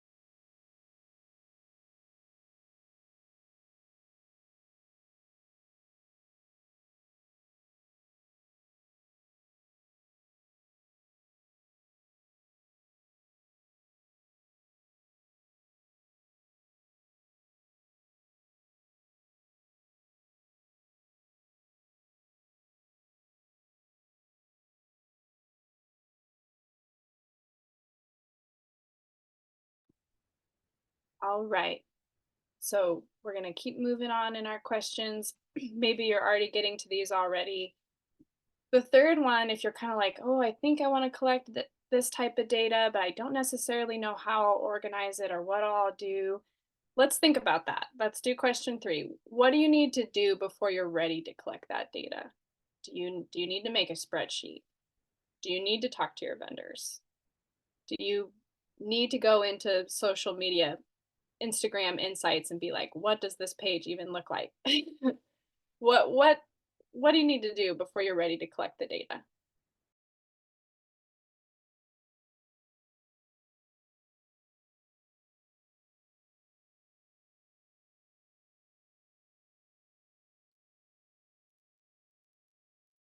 Do you need to buy paper and stickers? I can go. So Wait, Nicole, give me a little bit more time because we sorry. have no, that's okay. We have one more question before we're ready for sharing. Oh, I thought this was the sharing part. You're Sorry. like, no one's talking to her. Thank you, Nicole. You're my girl. No, I'm gonna have sharing in like once we finish this 4th question.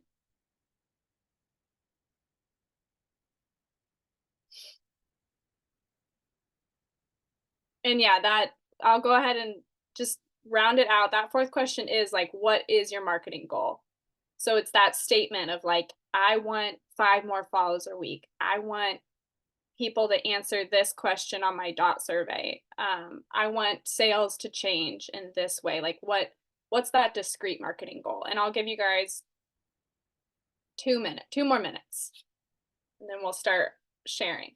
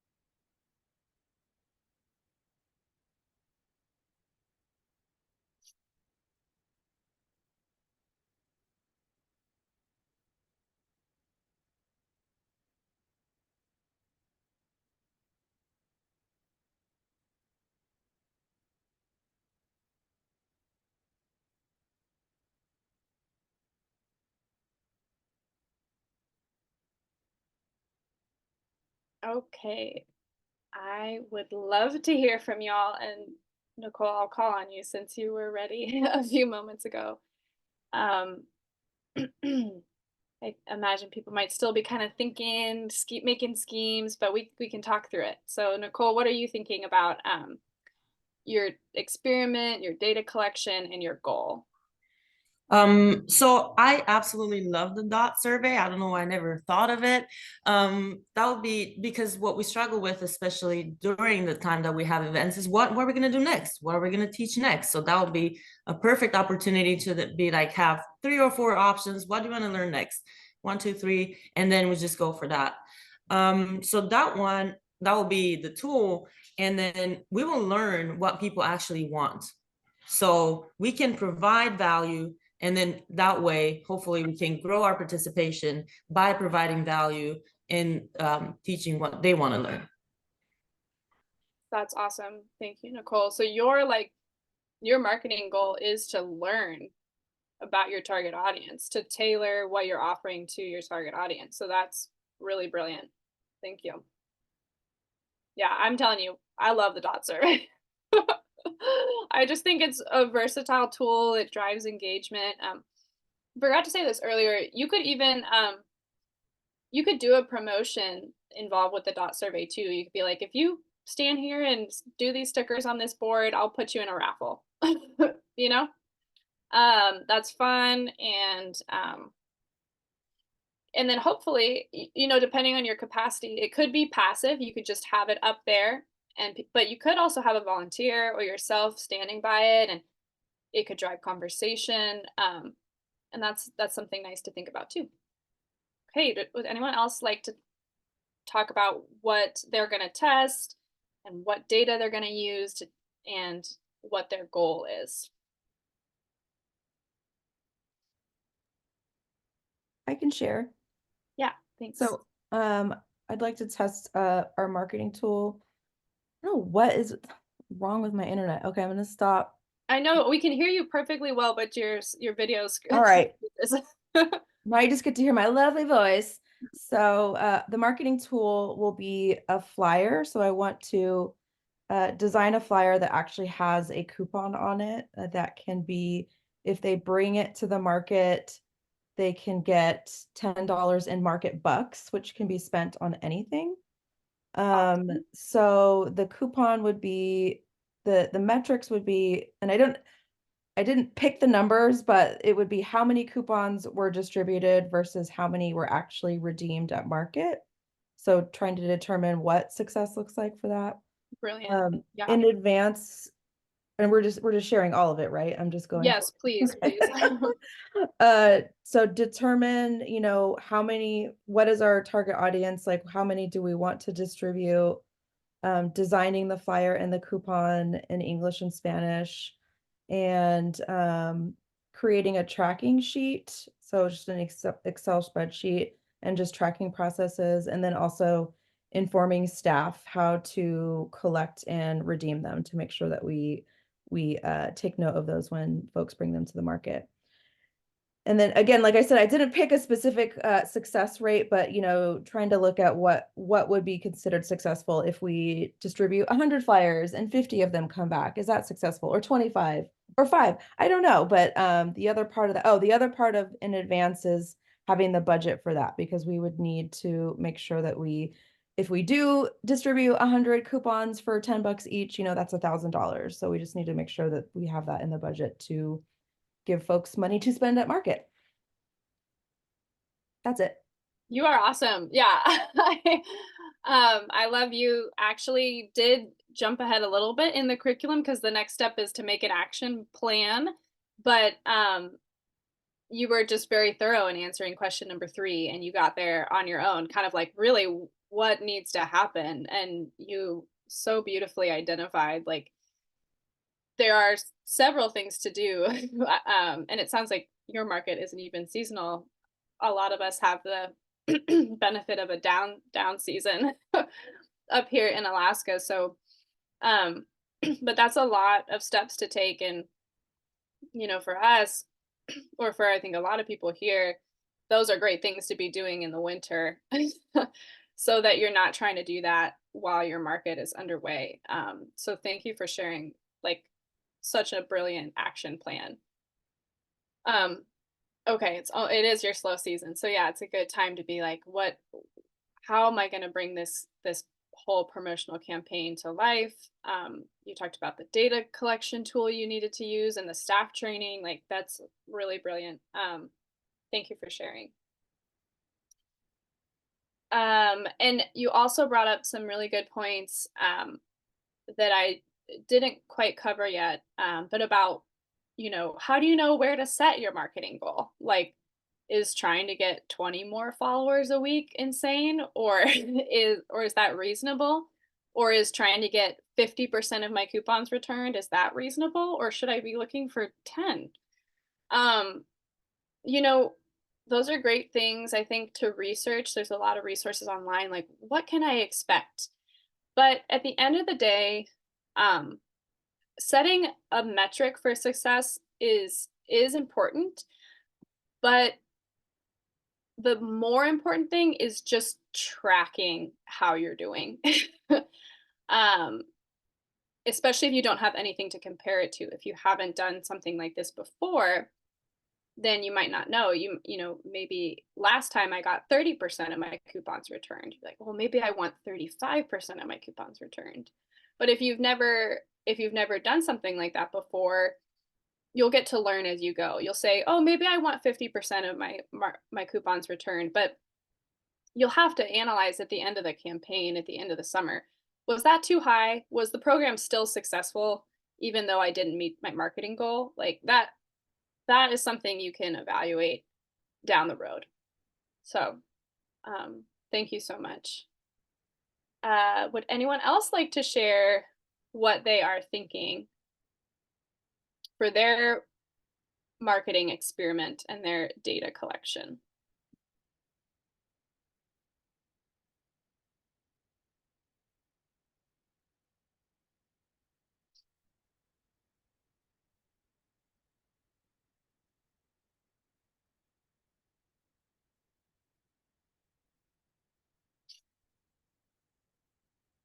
Or if you don't want to share, you could definitely just ask questions. If you're like, I have no idea what you're talking about, or I don't know how this applies, I would take any of those questions too.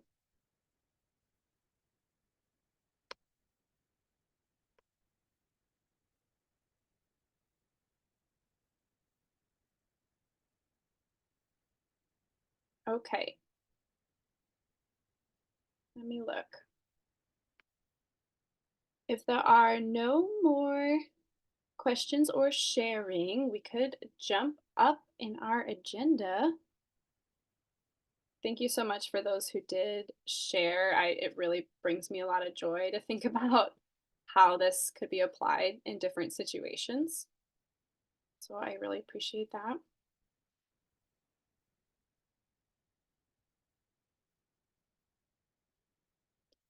Okay, so our final little workbook section today, and I'm not going to give us too long to do this, but I'm going to show you in a outline I have for an action plan. And the idea is you can kind of look back at all your notes today about this whole method and make it into a one sheet of paper that says, like, how am I going to bring this to life? Like, what are the action steps I need to take? So let me show you the little guidance I have for that. And it is in the workbook I sent you.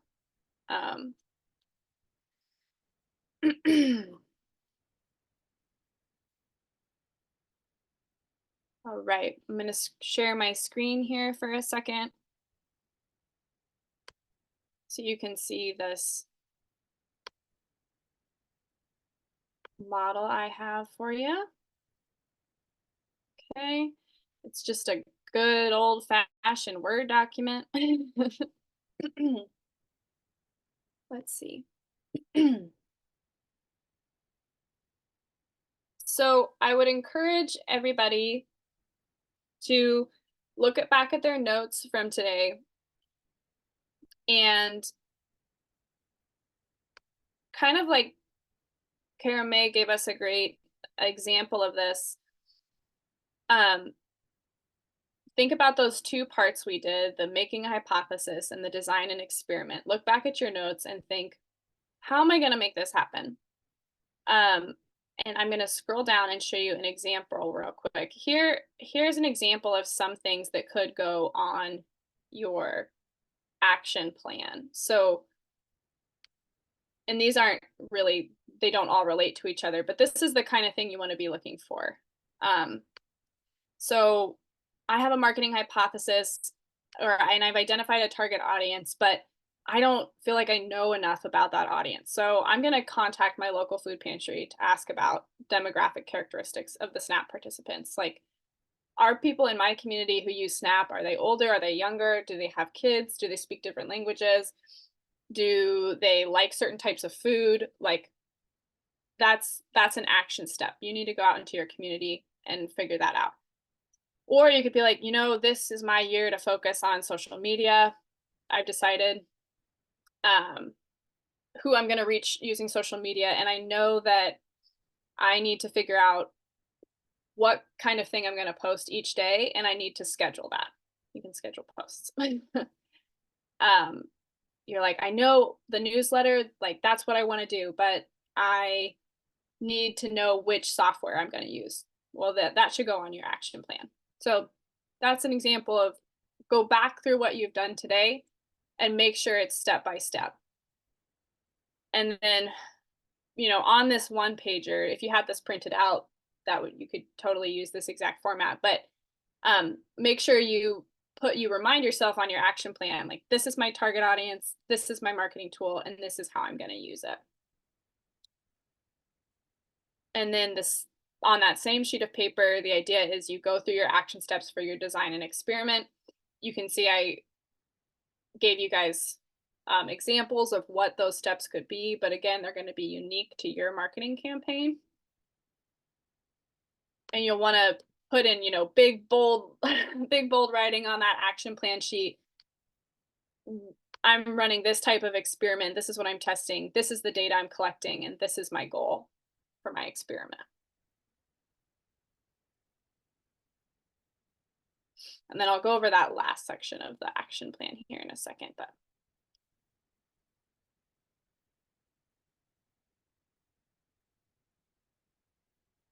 so yeah, you can go ahead and use this template. Again, I'm going to send it out again in an email, but you can also just write it big and bold on a good piece of paper you have in front of you right now.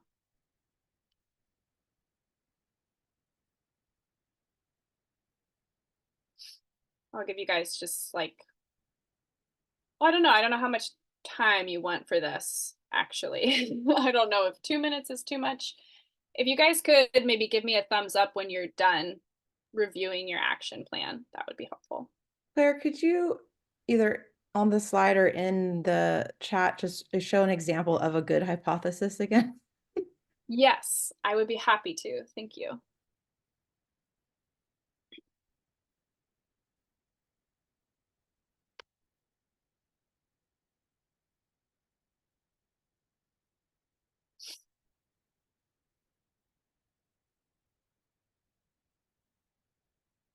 Let me navigate back to my slideshow. Give me a minute, I think.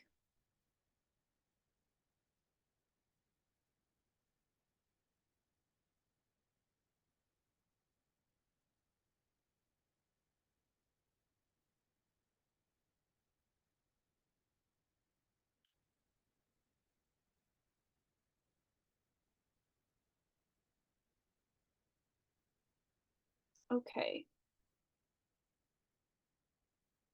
So here we have, on the left, we have our good hypotheses, and then we have our not so good hypotheses. So a good hypothesis has a descriptive target audience, like kind of as much description as you can give, like maybe they're not only SNAP participants, but I've learned that SNAP participants in my community are from this particular group and they work in this particular area or sector, and I'm going to try to go reach the people in that area. So whatever, as specific, as much information as you can provide, and then as much information as you can provide about your marketing tool as well. I know I'm going to use flyers, but I'm not only going to use flyers. I know where I'm going to hang them up, and I know something about what's going on them, like if they're translated, or if there's a certain message I need to deliver, if there's a coupon included. So that's a good hypothesis. And the point with showing the not so good hypotheses is that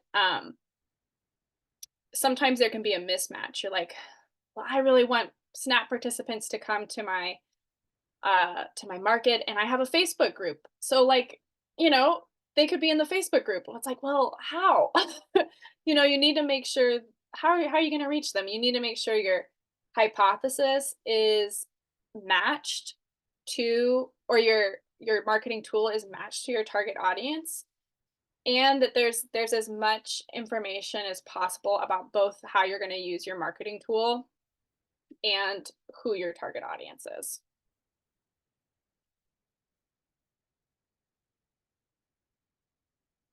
We didn't talk too much about it, but yeah, like I will reach tourists by having a weekly email list. Like, this is not a great hypothesis because tourists aren't going to be on your weekly emailing list because they've never come to your market before. So that's kind of an example of that.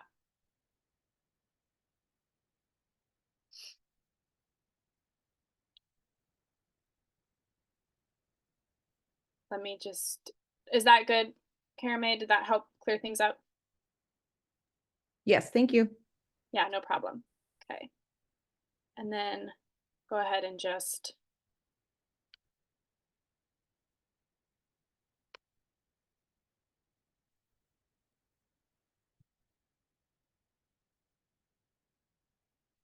go back to our action plan for a second.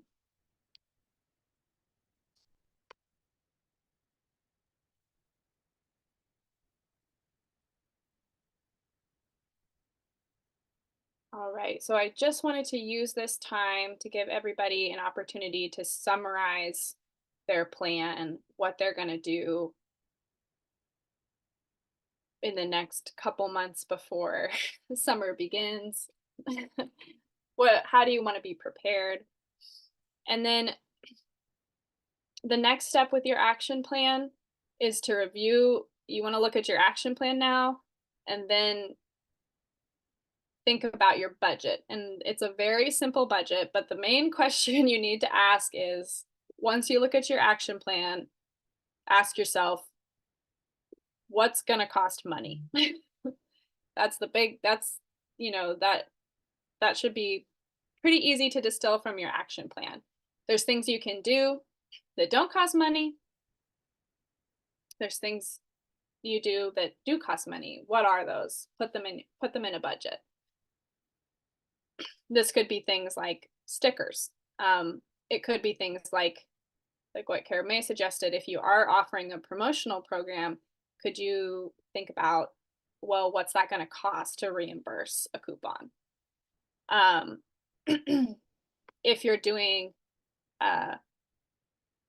merchandise, or you need a logo for Instagram, if you're going to promote your posts, those things cost money.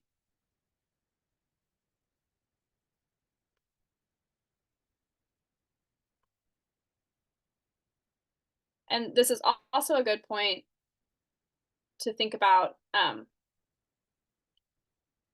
I don't know if I should. Yeah, in any marketing campaign, like, there are always things you can do for free. And sometimes you do have to think about, oh, I'd love to do this, this, and this, but that's not going to work because I don't have the money for that. Flyers are a great option, but they are going to cost some money to print. Do you have that wiggle room in your budget? So it's okay to alter your marketing campaign a bit to be more financially friendly. Or I might take this moment to ask Claire Marshallek to put in maybe a little plug for the marketing assistance funds. Yeah, definitely. I think Claire's marketing workshops are perfectly timed, and in previous years, AFMA, the Farmers Market Association, has supported specialized marketing assistance scholarships or funding opportunities for direct marketing farmers and markets in the state to apply typically around our summit. This year, our summit will be March 22nd and 23rd, and we typically launch the application for specialized marketing assistance funds right around then. But what it is it's a program where you can request up to $1,500 in funds for any marketing, advertising, materials that you could use at your market. This ranges anywhere from printing supplies all the way to t-shirts and merchandise, or food access program materials that you might need to print at your market. But all we request is that you submit a simple budget. And so this budget form at its simplest that Claire is providing could really help elevate that specialized marketing assistance funding application. But yeah, if y'all have questions about that, you can always email me. I'll put it in the chat. But I anticipate the launch of the 2024 Specialized Marketing Assistant Funds to be out by March 22nd. Thank you, Claire Marshallek. We are the Claires here at the Alaska Farmers Market Association. So in case y'all didn't hear that loud and clear, there are marketing fund assistance grants for this season coming up. Claire Squared. Wow, that is such a good phrase. We're Claire Squared. Thank you. Wow, you're good at marketing. So really look for that launch, and like Claire said, yeah, I hope that Zanetta is getting in on this too. I'm going to read this. Yeah, exactly. It is a generous program, and it's really cool to think about how many different ways that money can be used. Like I hope the juices are flowing in terms of plans today, and noticed like there is so much you can do with that doesn't require too much money. A little bit of money for sure, but not that much. And these grants are really really helpful resources to make use of, and the application period is coming up. So stay tuned for that. The last thing I wanted to mention, and you guys will see this in the workbook that I send out. Well, I guess I have a couple last things to mention, but I was kind of reflecting on this whole the whole workshop this morning, and I was like, oh man, I didn't really cover some like baseline marketing strategy. So I just want to mention I added that detail into the action plan template that I'm going to send out after this workshop. And that includes four things. So baseline strategy before you have a marketing campaign, before you do any of this, I just want to put a note out there that you should double check. Do I have a logo? Do I have keywords or a slogan? Do I have colors that I use in my marketing? And do I have an online presence? I know that's a lot of information, but it's on your action plan. Those are four checkboxes that really are critical, and also could relate to your budget, your specialized marketing fund request that Claire and I have been talking about. So if your market hasn't had the opportunity to make a logo yet, that could be a good thing to ask for money for. Like, oh, I need a little bit of help from a graphic designer to make a logo. And then online presence, this was something I didn't say during social media. obviously the extent to which you use social media is really determines how effective it is in a lot of ways. But there's one very critical thing about social media that everyone should consider, and that is if you don't have a website, having social media makes you searchable.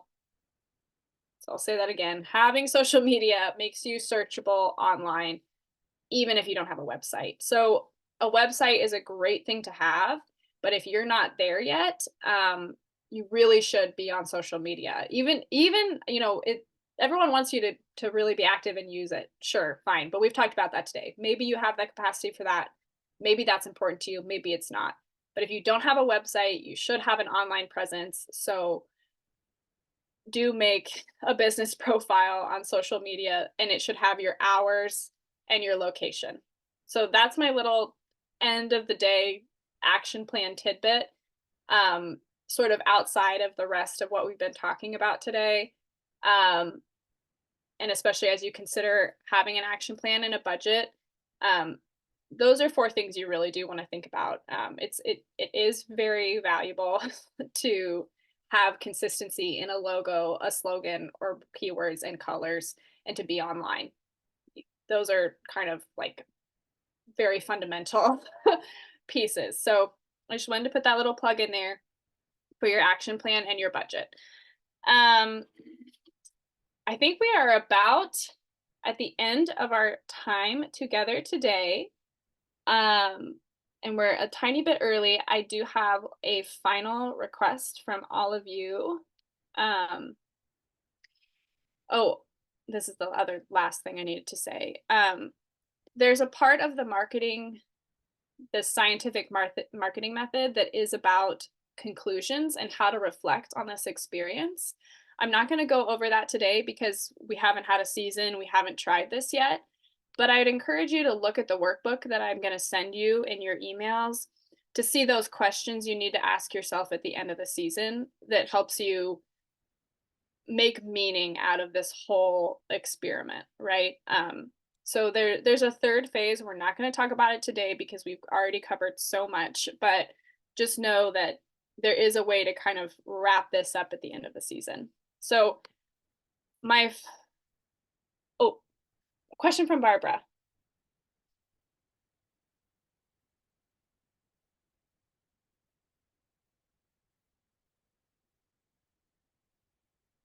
Okay, so what can a vendor do if an Anchorage Farmers Market management does not collect data and seems uninterested in doing so despite the decreasing number of vendors and total sales at this market? And this market is using the model where they charge per booth whether or not there are sales. Well, Barbara, that's a really good question. I think that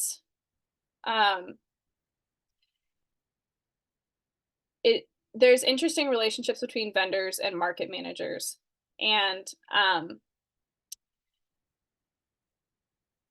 I think what I see is you have 2 options. You can persevere with your own marketing strategies, and use what we applied today for your business. Like this is all available to vendors as well, all of these methods. And I don't know if I made that clear earlier, but this whole process can be used by market managers or vendors. It's all about this general marketing campaign model. And then the other thing is that because you're located in Anchorage, there are a lot of options for markets, and you could decide to vend at a different market. And I think that that's totally within you're empowered to make that decision to decide where you want to vend and where you feel like you have the best relationships. So thank you for that question. But yeah, there's this whole layer when it comes to farmers markets and vendors where vendors may be doing their own vendors may be and probably should be doing their own marketing. And then there's the farmers market doing its marketing. And that's a whole other workshop probably. But there's an art to that for sure. And as much as farmers market managers can coordinate their marketing with vendors, especially online, the better. So sharing each other's posts and yeah, just coordinating your outreach to people, that is an art in and of itself. So definitely worth exploring. Any other final questions like that here at the end of the day? I would love to give my feedback. I would love to receive feedback. And to that end, this is my final ask for you guys. There is a short, like very short, I promise, 5 questions survey reviewing this workshop. I just put the link in the chat, and I would it's going to be totally anonymous. I'm not collecting email addresses on that survey. If you could just let me know, if you could fill out that survey, that'll really help myself and Claire Marshallek decide what kind of programming we want to offer over the next couple months, how to make it more useful, if we should offer this particular session again.